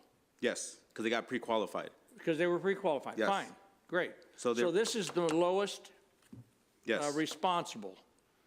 But if it had not been the lowest responsible, what's the next lowest? So the bids range from 7.7 million to 29.4 million. Oh, I said 28 million. How did I do that? So I think you have a solution for this, council member, right? You would like this brought back with all I'm the... sorry, hold on, Councilman Sanchez, just hold on. Wait, no, you hold on, please. Mr. Charette, Mr. Charette, no, I'm the chair. You're going to hold on just a moment, sir. Mr. Sanchez, please stop. Mr. Charette has the floor. Mr. Charette, go ahead. Proceed. Well, I just think it's amazing that I just out of the clear blue sky said it could be 7 million up to 28 million, and it's actually 7 million up to 29 million. Unbelievable. And how can there be that kind of a disparage? So what's the right word? So I alluded to that in my staff report. Resource did the work. They paid, and they didn't disclose how much they paid for it on their own dime. That's their problem. But what I'm saying is that they understood. So if they were going to get 2 more million?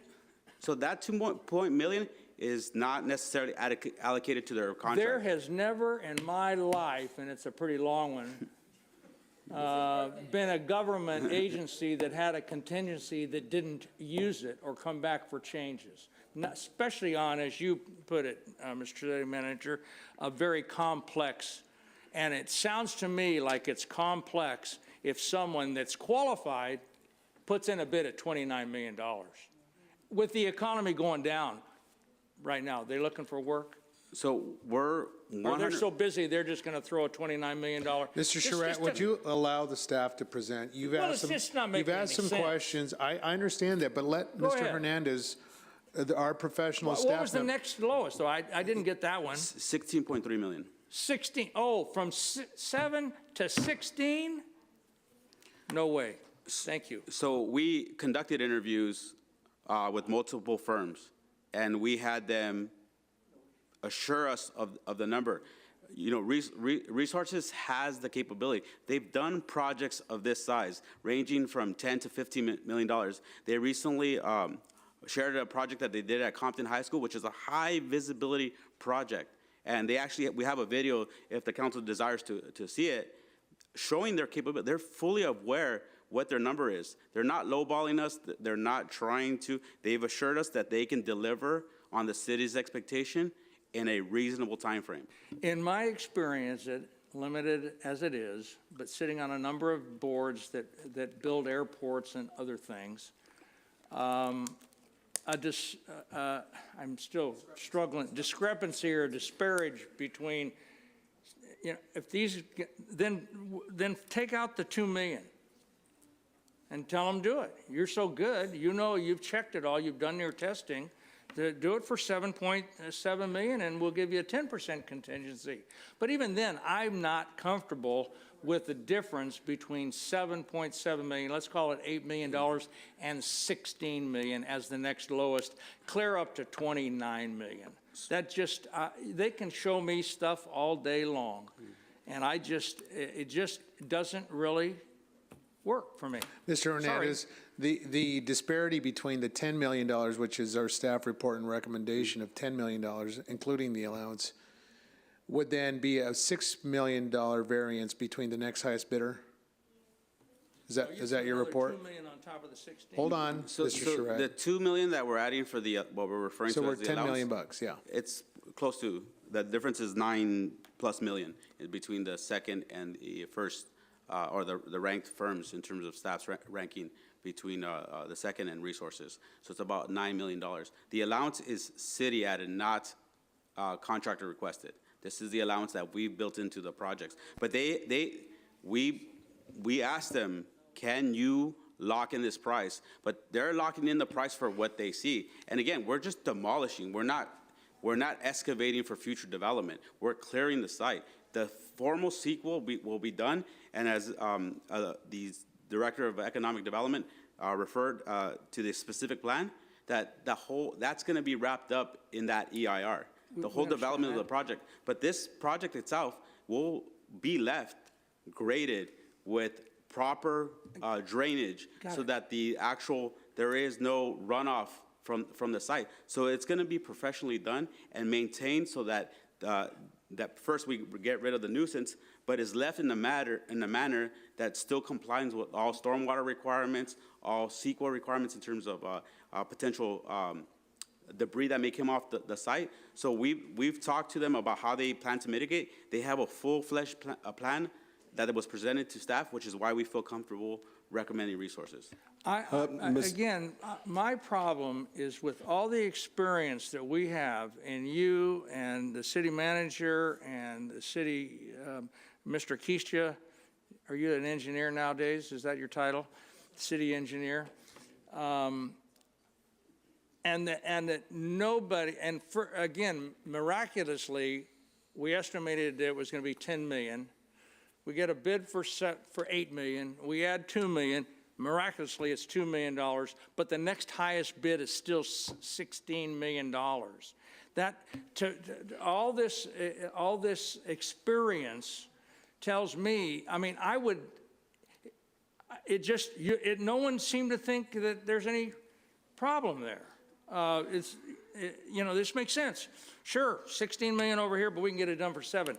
Never works that way. It won't work that way, and I'm not going to support it that way. So if I can, Mayor?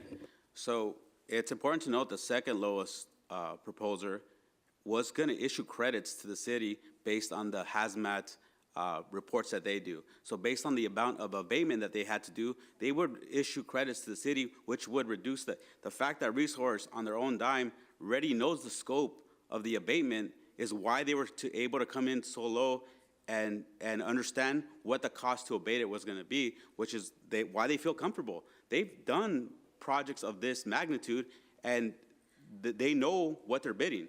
This sounds so And the city manager said, this is very complex. He's used that word 3 or 4 times, and now it's sounding like, oh, this is routine. We're just going to go knock down buildings for $7 million, $8 million, and we'll be fine.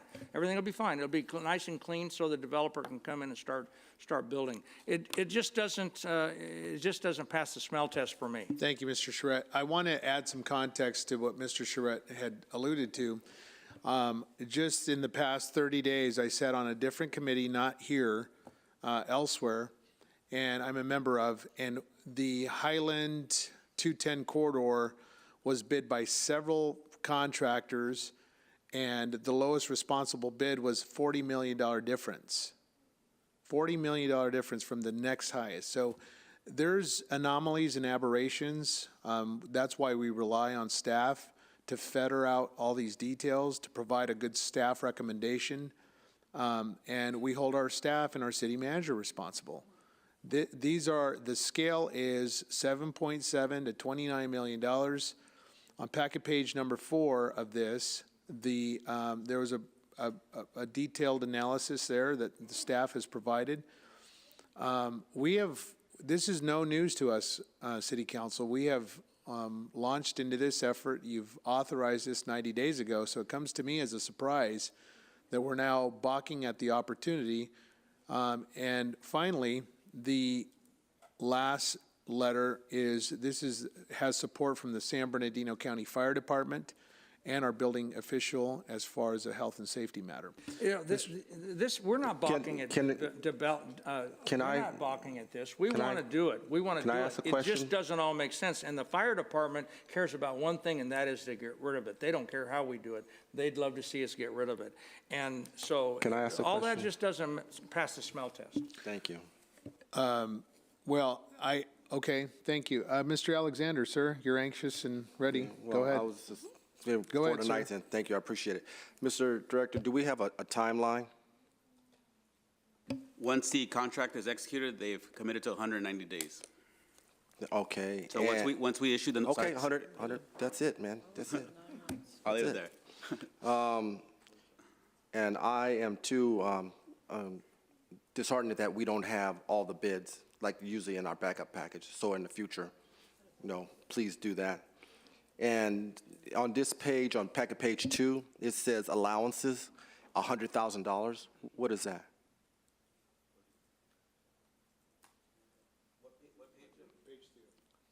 Packet 2 says 4 says allowances, $100,000. It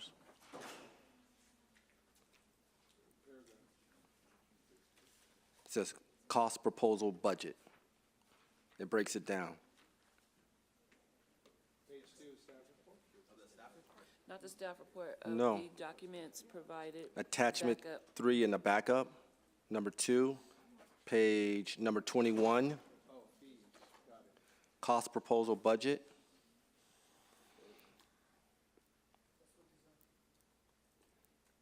That's allowances. Why does it say allowances? Because that, to me, that's like allowances for unforeseen issues. Does someone want to come up here and look at it? So attachment number 3, it does say allowance. Item number 4, there's a grid, there's a chart that says allowances of 100,000. But when you do the math, Mr. Alexander, it's, and I'm not an engineer, so I'll let the staff, but it sounds to me that that's the cost proposal budget within the framework of the $7.7 million. Right, it is. But I just want to know what allowances mean. Is that unforeseen allowances? Is that an additional contingency? I just want to be clear on if we're paying all this money and they can do it within that time frame, is that another $100,000 for whatever? Let's be clear. Mr. Hernandez, do you see that? Sorry, I'm trying to pick it up on my computer. I apologize. Daniel, if you download the packet, it's page 173.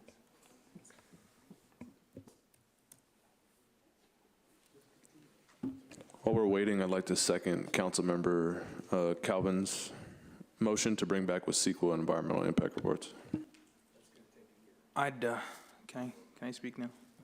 Sanchez, go My ahead, sir. colleague Charette brought up a really, really good point. This sometimes happens in the construction industry, where you'll get someone who underbids everyone else, and then they have all sorts of change orders, and before you know it, they were the most expensive, but they won the contract, right? They got their foot in the door. What I want is, you guys, the staff does due diligence, but this is serious. I not only want the staff to go back and discuss and convene with all the bidders on their proposals, but I want an amendment to the contract that includes a 10% allowance and no other change orders. So 10% and you're capped, because I worry that they'll come back and say, oh, you know what? We didn't take into account this, and this. So it's really going to be 26 million. Mr. Sanchez, allow me, please. That would be then, Ms. City Attorney, a rejection of the bids if we were to go and consult with all 7 proposed bidders. We've already opened the bids. The opportunity is to act today, either to accept this bid or reject the bid, or we move to continue the item, provided that we get more information from staff on Mr. Charette's proposed request to get more staff backup, the markup of these bids, and a little bit more information as requested by the council members. That would be the recommendation, Mr. Sanchez. But So if we to were continue this to the first meeting in December, and we need to make sure that it's clear. What was that? So I make the substitute motion, that we continue this. Can I finish my line of questioning, if you don't mind? Oh, my goodness. If you don't mind. I'm sorry, Mr. Alexander. I didn't know that you needed more time. Right, because they didn't answer the question. Okay. Who goes? You want to go? And just for I'll Mayor, wait. for clarification, I think you just might want to restate the motion in the second. Well, okay, he can do that as soon as I finish. Well- I appreciate everybody. Mr. Alexander, go ahead and Thank proceed, you. sir. So we're back to, there's the director. Okay. Unfortunately, we don't have a response for you. We'll have to come back and look at that specific line item. But I do want to, Okay. if I may. Okay, well, no, not yet. I'll give you all your opportunity to do. Okay, so we don't know what the $100,000 is for. So, and they got us a contingency of $703,000. So I was doing some rough math because I'm responsible for our residents' money. 2.266 million, $2,266,000 plus $703,000, more or less, is $3.9 million of contingencies. That's what I'm getting to. 3.9 million. Then if we add that $100,000 in, that's $4 million of contingencies. And they can do it for $6 million and some change, $6.6 million, and walk away. But yet we have $4 million in contingencies. You know what? If they can do it for $6 million or $6.7 million and some change, and then have some environmental reports and knock it out and no contingencies other than what they have right there, then go ahead and do it. But I'm not for $2.2 million in contingencies.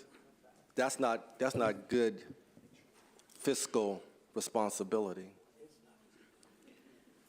So in downloading the agenda packet, downloading the agenda packet, the city engineer did bring up a letter that was provided by Resources on page 177 of the attachment or the entire packet. It says by Resources that this is guaranteed all-inclusive price at $7,734,000. The 2.2 is city-driven, not contractor-driven. So they've guaranteed, in essence, the price. It's an all-inclusive price for what they've seen, what they've touched. The actual excavation will happen when the project is developed. They're going to infill with the crushed material. So the actual impact to the environmental portion of it will take place when the project is developed. So they've provided us an all-inclusive statement, written statement as part of their packet. And it's page 177. And sorry for not alluding to that in the staff report earlier. So why even put in the $2 million? this is, again, it just, things happen in construction, and to. Okay, things happen in construction, but isn't that why you have the 10%? So that's the contractors, the two, again, this is a conscious decision by staff to allow us to. And not to prolong this, and I got it, that's all you have to say is, it's by staff, but not to prolong this, why 2.2 million? Why, in a nutshell, not to keep us here all night? Why that number? Why that number? Since we gave the council a previous estimate of $10 million, we rounded it up to $10 million. See, thank you.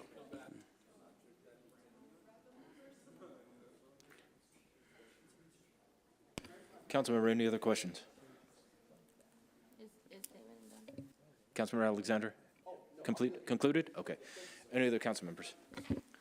I want it to be where we're doubly sure that that they can do this for that stated amount. I want you guys to go there, tour the place, really go over every last detail, because I hope this council will be willing to jump in with me.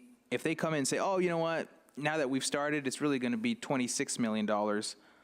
No, I'll drag them to court, because that's the classic bait and switch. For there to be that much of a disparity between one bid and the others makes no sense. So my substitute motion would be for staff to vet again these and the other proposals, come back to the first meeting in December, and if the staff recommendation is the same, that we include language that you're being held to this, your what was the 734 plus the 10%, and no change orders beyond the 10% allowance, and that's it. And really hold them to it, because I think the city needs to hold them accountable if suddenly they come back and say, no, it's actually going to be another $12 million. No, I want us to be able to have enough assurances from staff that they had committed to this, and that we'll drag them into court if we need to, and obligate them to complete this project for the stated amount. I'll second that too, and I have a comment. If I can, Councilmember Sanchez, I do believe, though, that we still are in need of these environmental reports. They've always been what we have asked for. It's always been part of the demolition process. It's always been part of the redevelopment for the Carousel Mall. So I'm not understanding at all why we don't have the ones from Resource. I'm not understanding why for the last year and a half we have not gone on and proceeded, and we were doing bids on someone to come in and do these evaluations for us. I'm just unhappy that we don't have anything here to represent the safety, to represent what is actually underneath that ground. It is not just about the fee, it is about the reports that are not being done before we begin to demolish the Carousel Mall. Ms. Calvin, our city manager has assured us that the Phase 1 feasibility report has and is available. He will provide that to staff members, release it to the public. I understand that. That sounds convenient, but it has not been part of the plan, is what I'm just stating. Ms. Calvin, I'm trying to help the whole council understand what your concerns are, and to allay the fears of the council, Mr. City Manager has provided that Phase 2 and Phase 3 are forward-looking. We don't have a crystal ball. We can't tell now. Well, why are we going backwards then? And so you're going to have to be patient as we uncover more of these environmental issues. No, the environmental issues have always been discussed up front. Ms. Calvin, Phase 1 has been completed, and we're happy to provide those public documents to you. Assuming this is brought back, depending on how the council votes, but we'll amend the packet to include the Phase 1 reports, both of them, there are two. And copies of the bids. Copies of the bids. All the requests from the council will be accounted for and included in the revised. Do you think you can have this prepared by December, first meeting in December? Adding those documents, we could. Yes, I think we can. With the adjustments that the council has requested, yes, we can. Okay, Mr. Charette. Yeah, I have one more question. I'm going to put it in real simple terms. You have a piece of ground. You have a building sitting on it. we're going to knock it down for $7.7 million. Any mitigation or problems below the surface is going to be dealt with later. Is that correct? Because what I'm saying is I wouldn't really agree that no change orders if we were asking them to dig down because we might not know where there's a pipe or where there's some, I know a contractor that went through that a few years ago here locally. It ended up in court and he won some money, never got paid, but the point was that there were electrical or something underground that no one did know, and that certainly could happen.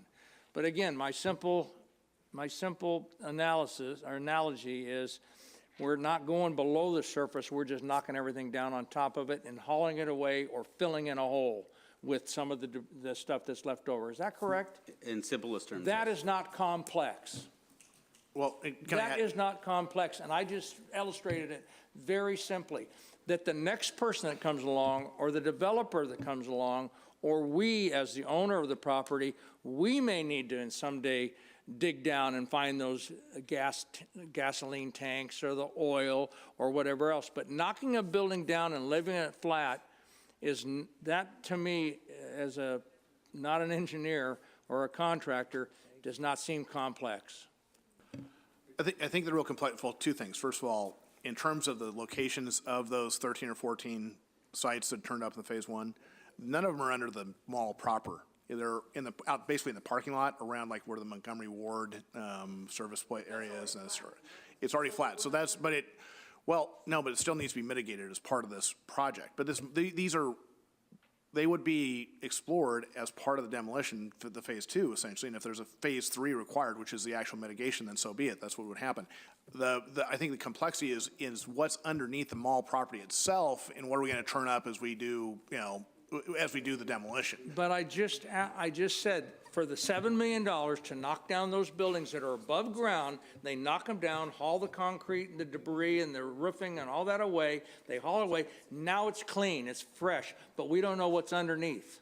That becomes another phase, if you will, or another issue for us as the property owner or for the developer that comes in later, right? Well, I mean, the building itself is partially subterranean. So some of the demolition is actually going to take place. But we're not going to go under that.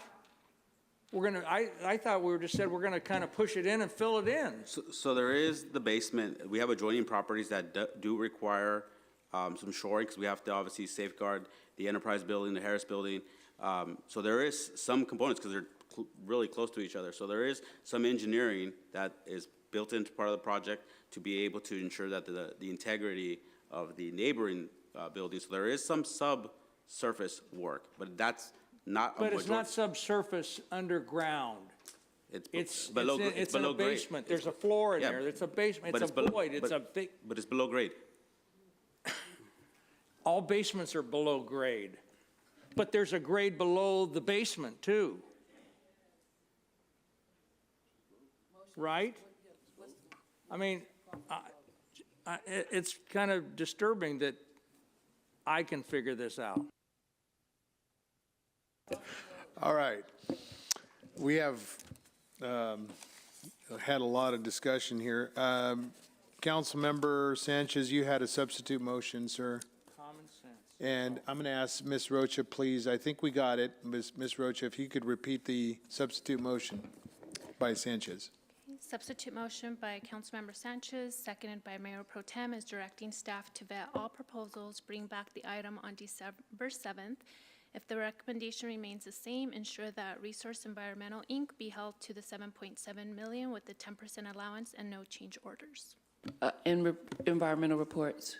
Is that part of your motion, Councilman? No, not the environmental, not the environmental reports, but it's been pointed out that their allowance is calculated into their 7.734 million. So, but so I would slash the 7.734 plus the 10% and just go with the 7.734.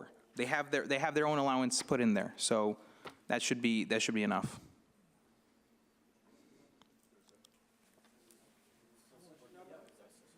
Okay, there's support. Councilman Figueroa supports that.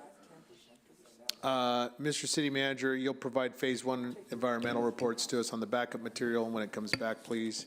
We'll Members? provide it in advance, actually. Okay, So, that's fine. We will provide it to all the council members and to the public as soon as, like, first thing next week. Phase 1. Yes. Thank you, and sir. I mean, the 10, I'm sorry, Councilman, was there a 10% contingency built into your motion?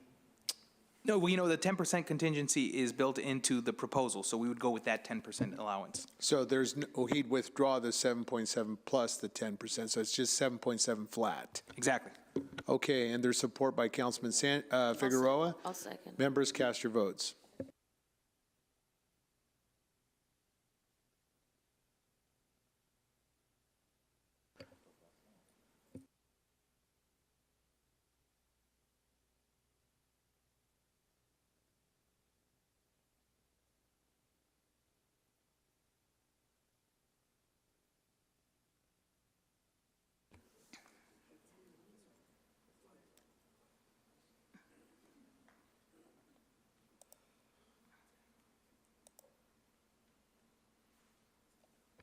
Motion passes 5-2 with Councilmember Reynoso and Calvin voting in opposition.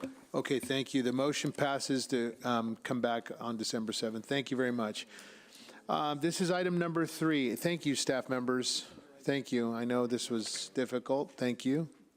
Appreciate you. Item number 3, administrative policy for the sale of real property. There is a recommendation there before you. I'll entertain a motion on this. Is there a move for approval on this? Item number 3. Item number 3 is staff recommendation. Is there a motion? Let's go. Motion to approve. Second. All right. Members, cast your votes, please.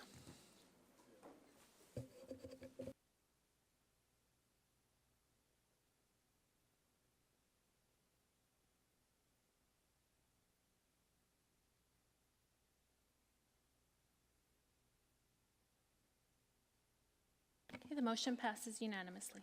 Okay, thank you. Moving on to our public hearings tonight. This is public hearing number 4, public hearing on annexation number 6 to Community Facilities District 2018-1 Safety Services. It's a fourfold recommendation there before you. The public hearing is to consider annexation proceedings and elections for the City of San Bernardino Community Facilities District 2018-1. Do any council members wish to hear the staff report? Hearing none. No expressions to hear it. Is there any members of the council who have any questions of staff or wish to make any comments? Hearing none, we'll move on. We will now receive comments, protests, and questions from any persons in the audience who wish to speak and address the council on this matter. Each person may address the city council for a maximum of 3 minutes. Are there any members of the public wishing to address? Please contact the city clerk. Ms. City Clerk? We didn't receive any requests to speak. Okay. And has a city clerk received any written protests? I have received 0 written protests. All right, Ms. City Clerk, are there any persons registered to vote within the annexation number 6 of Community Facilities District 2018-1? If so, how many registered voters are there? The County of San Bernardino Register of Voters has certified that there are no registered voters within annexation number 6 of Community Facilities District number 2018-1. Okay, thank you. The time being 10:22 p.m., I now declare the public hearing closed. I'd like to entertain a motion, please, for Resolution 2022-2026 of the Mayor and City Council. There's a motion by Figueroa, second by Reynoso. Ms. City Clerk. Councilmember Sanchez? Yes. Councilmember Ibarra? Yes. Mayor Pro Tem? Yes. Councilmember Surratt? Yes. Councilmember Reynoso? Yes. Councilmember Calvin? Yes. Councilmember Alexander? Aye. Motion passes unanimously. Okay, may I have now a motion to adopt a resolution of 2022-227? Skipped over my next part. It says the official ballots have been open and all votes are in favor of the proposition presented on the ballots, and the election is now closed. Okay, can I have a motion, please, to adopt Resolution 2022-227 of the Mayor and City Council of the City of San Bernardino declaring election results for Community Facilities District 2018-1? Move approval. Charette and Figueroa on the second. Councilmember Sanchez? Yes. Councilmember Ibarra, Yes. Mayor Pro Tem, Yes. Councilmember Surratt, Yes. Councilmember Reynoso, Yes. Councilmember Calvin, Yes. Councilmember Alexander. Aye. Motion passes unanimously. Okay, very good. This is item number 5, public hearing of annexation number 7 to Community Facilities District 2018-1. Fourfold recommendation there before you, council members. The public hearing is now to consider annexation proceedings and the elections for the City of San Bernardino Community Facility District number 2018-1, annexation number 7, and the hearing is now open. Do any council members wish to hear the staff report? No. Do any members of the council have any questions of staff or wish to make any comments? Hearing none, we'll move now to receive comments, protests, and questions from any persons in the audience who wish to speak on the matter. Each person may address the city council for a maximum of 3 minutes. Please submit your speaker slip to our city clerk. Are there any members of the public wishing to address us? We did not receive any requests to speak. Very good. And Ms. City Clerk, have you received any written protests? I have received 0 written protests. Ms. City Clerk, are there any persons registered to vote within annexation number 7 of Community Facilities District 2018-1? The County of San Bernardino Register of Voters has certified that there are no registered voters with annexation number 7 of Community Facilities District number 2018-1. Okay, I now declare this hearing closed, the time being 10:24 p.m. May I please have a motion to adopt Resolution 2022-228, moved by Charette of the Mayor and City Council of the City of San Bernardino, calling an election to submit to the qualified electors the question of levying a special tax within the area proposed to be annexed to Community Facility District 2018-1, annexation number 7. There's a motion by Charette, second by Figueroa. Ms. City Clerk. Sorry, can you repeat that? Who made the motion? Figueroa is on the second, Charette's on the move. Okay. Councilmember Sanchez? Yes. Councilmember Ibarra? Yes. Mayor Pro Tem? Yes. Councilmember Surratt? Yes. Councilmember Reynoso? Yes. Councilmember Calvin? Yes. Councilmember Alexander? Aye. Motion passes unanimously. Thank you. May I now have a motion to adopt resolution of 2022-229 of the Mayor and City Council of the City of San Bernardino, California, declaring election results for the Community Facilities District number 2018-1, annexation number 7. So Mayor, moved. If I may, the official ballots have been opened and all votes are in favor of the proposition presented on the ballot, and the election is now closed. Okay, thank you. The motion maker is Alexander. Is there a second? Second. By Reynoso. Councilmember Sanchez? Yes. Councilmember Ibarra? Yes. Mayor Pro Tem? Yes. Councilmember Surratt? Yes. Councilmember Reynoso? Yes. Councilmember Calvin? Yes. Councilmember Alexander? Aye. Motion passes unanimously. The time being 10:26 p.m., I now declare the public hearing closed. May I please now have a motion? Wait a minute. I think I messed this up, didn't I? We're on item 6 now. Oh, I'm done. Okay, great. I'm off my script, sorry. Number 6, this is item number 6, the approval of the draft fiscal year 2021-2022 consolidated annual performance and evaluation report to the U.S. Department of Housing and Urban Development. The opening time is at approximately 10:27 p.m. May I please get a staff report on this item? Thank you, Mayor, members of the council. So the city is a direct recipient of the Community Planning and Development Formula Grants, specifically CDBG grants, home grants, and ESG grants. And as a city, as an entitled city, the city is required to report annually to the United States Housing and Urban Development Department regarding its progress and performance on meeting the housing and community development priorities that were listed and approved in the 5-year consolidated action plan. And so this report, which is called the Consolidated Annual Performance Evaluation Report, which is also known as the CAPERS, pretty much outlines the city's actual accomplishments for the second program year of the city's 5-year actual action plan. Specifically, our city received $3,598,406 in CDBG and ESG funds, and although the funds were invested in the city of San Bernardino, a significant portion were contributed towards public facility street improvements in the amount of $743,094.61, and the city's Section 108 repayment program in the amount of $772,322.50. And these two programs combined accounted for 83% of our CDBG allotment for the program year. With that said, 100% of our home funds were expended for first-time homebuyer programs, and the majority of our ESG funds were spent on homeless shelters in the city of San Bernardino, totaling $175,028.04, which accounted for 61% of the total amount expended in the program year. With that said, moving forward, the city now has a fully staffed housing division, and policies are in place to hold subrecipients accountable.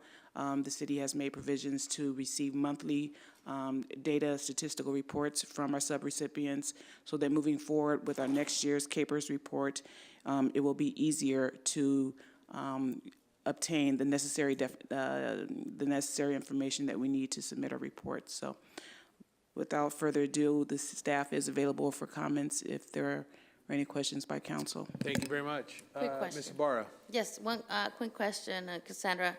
For the ESG then, nobody was able to provide the city with any reports of who they assisted. Yeah, in full transparency, I think due to staffing capacity with the housing division and the fact that there were no reports that were submitted monthly on a regular basis, when it came time for the consultant to assist with the CAPERS report, there was just a lack of information. So we have provisions in place to make sure that doesn't happen moving forward with the next year. Okay, so this will be okay with the CAPERS then? Yes. Okay, thank you. Our independent consultant is Annie Flores. Well, Annie Clark is paid consultant for the city, but then we also have Michael Baker International, that's the paid consultant to help develop the CAPERS report.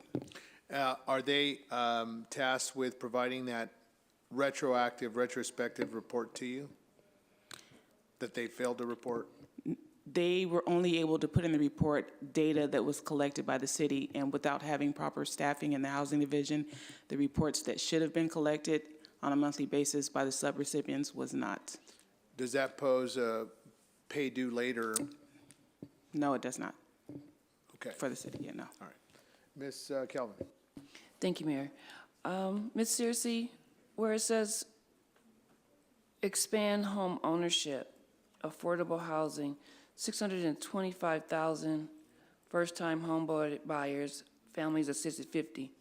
When did we do this?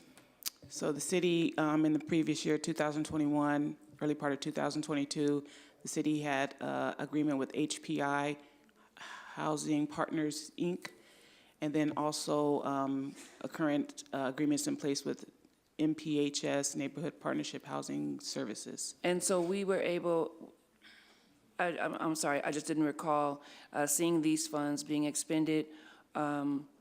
We were able to, 50 folks in this city where this money was given, assisted them, $625,000 for 50 families. Do you have information on those 50 families? Do I have information? No. The information was collected over the past fiscal year, 2021, 2022. But this was, again, prior to my arrival here with the city. So who would I get that information from? Do you know, or can you request that information? I can request that information. Okay, thank you so much. Okay, is there a motion for approval? Any members, move to approve. any members of the public wishing to address the council on this? Any speaker slips? Okay. It's now 10:32 p.m. We'll close this hearing. Do we have a motion? I'll move to approve. Second. All right, members, cast your votes, please.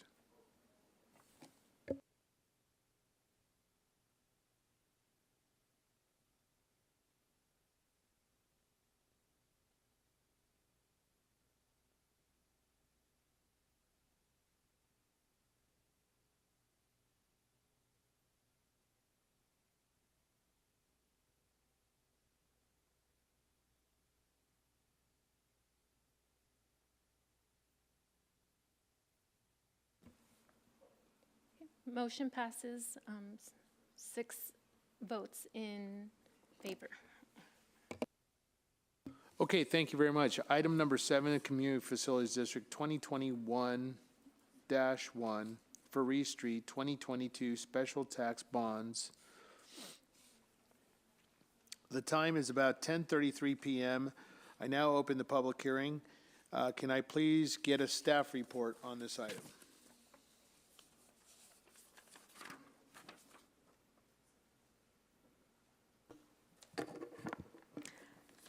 Mayor, City Council members, my name is Mernal Shaw. I serve as bond counsel. I'm with Best and Krieger for this financing. Before you tonight, you will be considering a resolution that will authorize the issuance of bonds within CFD number 2021-1. The CFD is located south of Sycamore Lane between Ferry Street and Richardson. It's proposed to be developed to 97 single-family homes. The maximum principal amount of the bonds is $4 million, and the not-to-exceed amount for the interest rate is 6.75%. The value to lien exceeds 3-to-1 for the property as of the date of value of the appraisal. It was in excess of $30 million. Before you tonight, you will be approving the forms of the fiscal agent agreement, which sets forth the terms and conditions under which the bonds will be issued and monies will be distributed. The bond purchase agreement sets forth the terms and conditions under which the bonds will be sold to the underwriter. The preliminary official statement sets forth the material information that investors will need in order to make an educated decision on whether or not to purchase the bonds, and the continuing disclosure certificate sets forth the city's ongoing disclosure responsibilities. I am available for any questions, and we also have Adam Pope with Columbia Capital that can assist with questions, and my colleague Daniela Hernandez. Okay, thank you. Do we have any requests to speak? Does anyone wish to speak on this item? We did not receive any requests to speak. Okay, thank you. I am now closing the public hearing at 10:35 p.m. for deliberation and action. Do we have a motion? Yes, second. Motion by Councilmember Charette, seconded by Councilmember Sanchez. Any questions? No. All right, then I'll ask for the vote, please.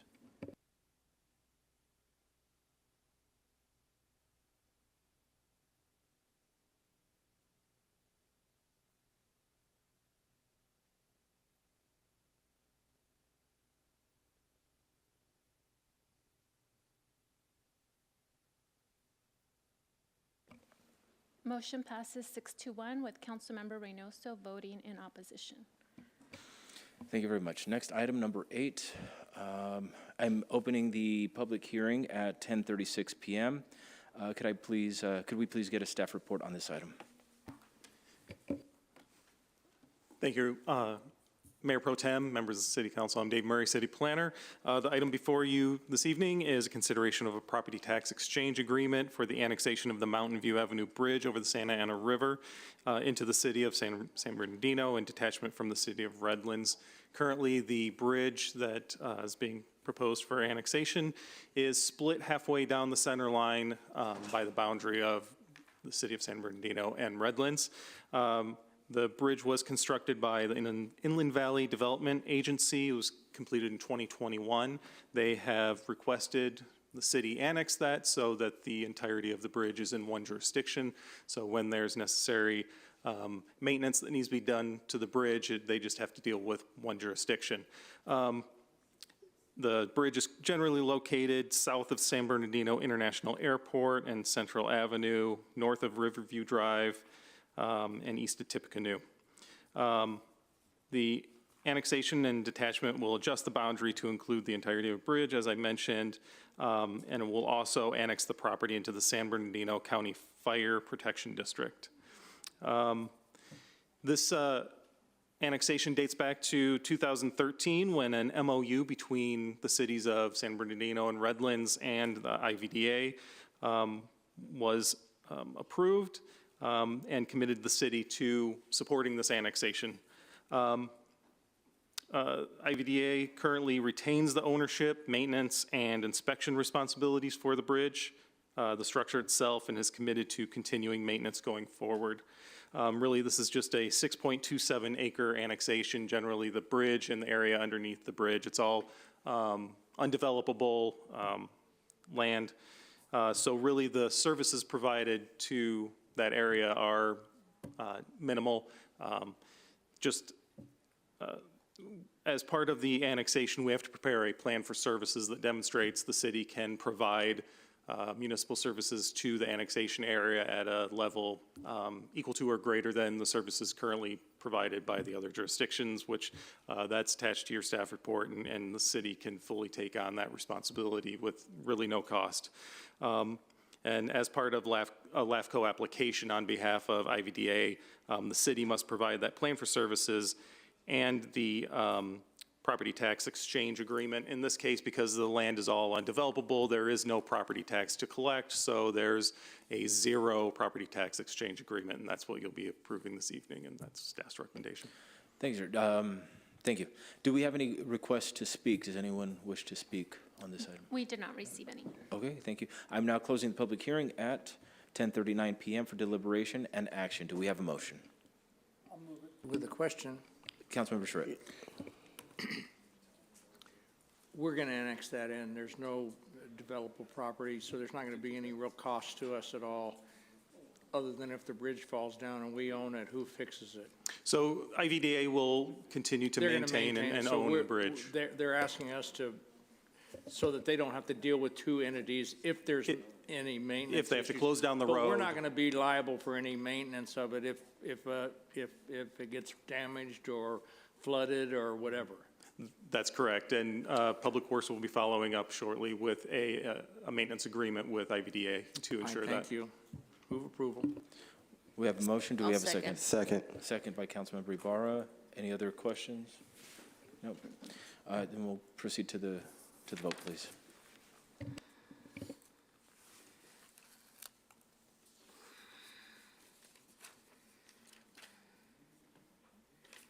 Oh, that's it.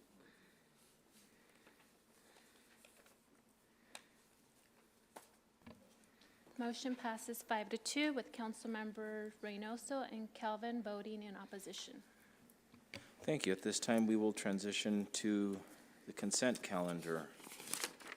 I believe, right? Am I on the right path here? Yes. Okay. We'll start off with Councilmember Sanchez. Any polls? No polls. Councilmember Ibarra? No poll. I don't have any polls, but I want to register my vote for number 16 as a no. Councilmember Charette? No. Councilmember Reynoso? Any polls? No polls. Councilmember Calvin? Sorry about that. No polls. No. And Councilmember Alexander, any polls? I just have a question. Please proceed. On no poll, I just have a question on item number 20. Whenever the city manager or whoever is responsible for number 20. I'm sorry, it's just a question. It's the usual question that I ask every time I get up here because local vendors, City of San Bernardino, and all we are, whoever's responsible, whatever director is responsible, is yes, it's the same old question, and you're going to hear the same old song, local vendor preference, getting stuff in vendors that are local, and this was just a simple maintenance contract. And the question is, we couldn't find nobody in a city of 230,000 people, a business that could provide maintenance in the city of San Bernardino? Is somebody, anybody? This agreement is for maintenance of landscaping in and around police facilities, two specifically. Yes, sir. Police headquarters and the shooting range. I don't see anybody here from PD right now to represent the basis for the recommendation for the award. But it was, I'm sorry? PD chose?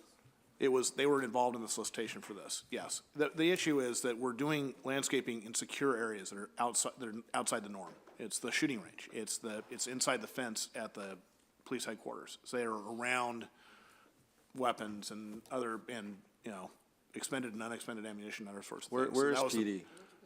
They were here before. They're not here at the moment. If we need to continue this for them to come No, back I and just, have a conversation. once That's- again, that's okay. local vendors, this is a simple maintenance contract. We're not asking for rockets, scientists and engineers and Alex Kishtas and Daniels and all that. You know what, that's it. Never mind, City Manager. Okay, is there a motion approved? Move to approve the consent. Okay, there's a motion to approve and a second by Charette. Cast your votes, please.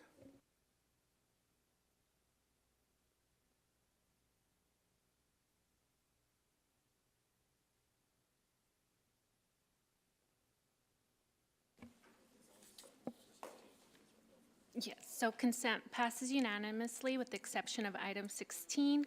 Mayor Pro Tem is voting in opposition. The next item, thank you, council. The next item is items to be considered for future meetings. Can we take them in one fell swoop, or do we need to individually, if it's your pleasure? Items? No, individually. Okay. Item number 26, please. Mr. Alexander, sir. That's item number 27. And it's just how can we get Lydia and her public works staff and the rest of the city behind, the city of San Bernardino behind Route 66. Maybe we can do one day or something like that, a Friday evening, to continue to grow this particular event. Motion to approve. Second. Okay, this is item number 27. My apologies. Yes, it was 27. It was a motion to add it to a future calendar. In a second, members cast your votes. Take a voice vote on this one. Councilmember Sanchez? Yes. Councilmember Ibarra? Yes. Mayor Pro Tem? Yes. Councilmember Charette? Councilmember Reynoso? Yes. Councilmember Calvin? Yes. Councilmember Alexander? Aye. Okay, motion passes unanimously. Okay, item number 28, process for renaming Second Park. Mr. Sanchez. Yes, parks and monuments are built and parks are named after people who conducted themselves in a way that inspires all of us and something that we want to reach out and be. So I think it's come time for us to consider renaming Second Park from, it was named Second Park after our former mayor here in San Bernardino. And there's someone that comes to mind. I'll wait till this item comes before the council as a whole, but I have good ideas of what I'd like to see come forward, and I'd like the council to consider renaming that park. Motion to approve, for sure. Oh, second. Cast your votes. Councilmember Sanchez? Yes. Councilmember Ibarra? Yes. Mayor Pro Tem? Councilmember Charette? Councilmember Reynoso? Yes. Councilmember Calvin?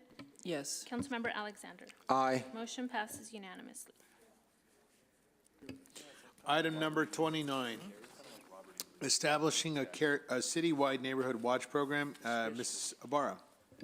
Yes, before I became elected, I became a neighborhood watch block captain, and it helped bring safety into the neighborhood where I live. I think it would be nice for us to come together and support it as a citywide program. We have constituents in the city that don't feel safe in the city, and that to me worries me. If they have a safe place to go to just stand against the crime, I think it would help alleviate a lot of the crime happening in our communities, bring people together instead of keeping people at home scared for their own lives. So I'd like to propose the citywide neighborhood watch with the support of our police department as well. No, the neighborhood watch blocks that I know, they are pretty much by themselves.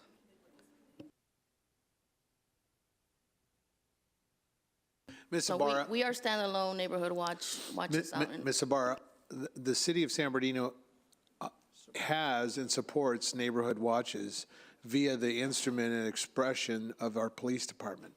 So I'm trying to find out, what are you trying to establish here? Because one already exists. I was not aware it existed because I know we have a block captains association that's not active. And that was the only. Our police department has operations and supervision of our neighborhood watch program already. So why don't we do this? Can you cross-pollinate with PD and Yeah, they want to cooperate already, but Well, so. it's been years. So I what, don't know. why, Put what? it on and talk about it Okay, then. all right. Was there a motion for approval? I'm trying to, but I guess nobody wants people there's to feel nobody, safe there's in the no city. motion. All right, for lack of support, the item is not supported. Item number 30, providing appointed commissioners a per-meeting stipend. Ms. Calvin. Move to approve. Second. Okay, there's a motion, and a second. Yeah, would you consider a friendly amendment to also include discussions of the various commissions we have, and if we need to add commissions, reduce the number of commissions, and kind of vet all the commissions? We haven't done that in a long time. And I think it's important that we take a look and see which are important. Yeah, we need to look at it globally. That would be fine, providing that we're still having the discussion to provide a stipend. Absolutely. Yes, motion. Okay, is there a motion? Move to approve. Second. All right, cast your votes on item number 30.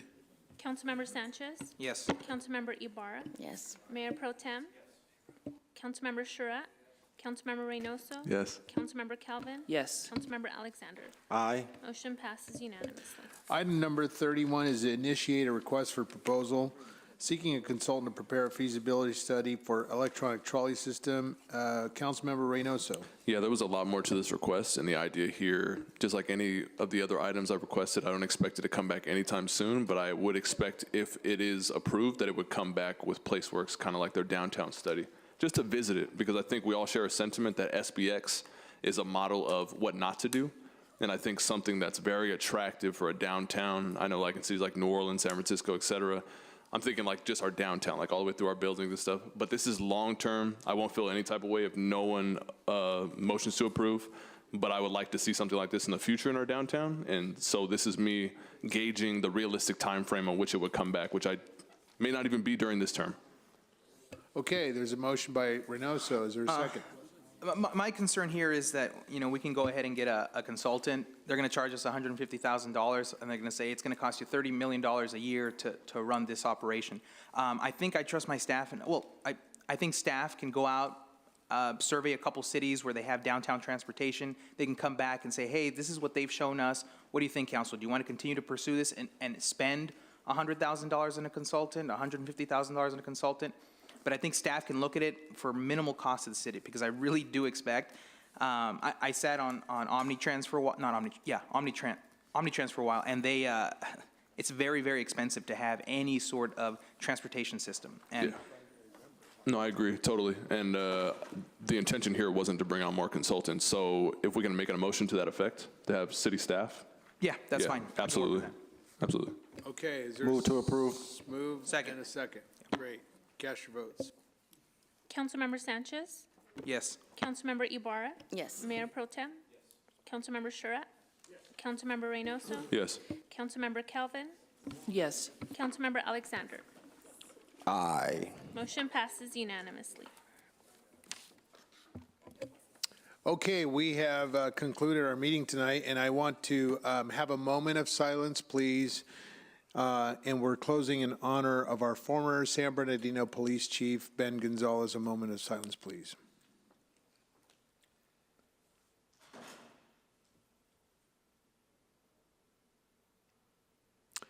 Thank you very much. This meeting is now adjourned. Have a good night.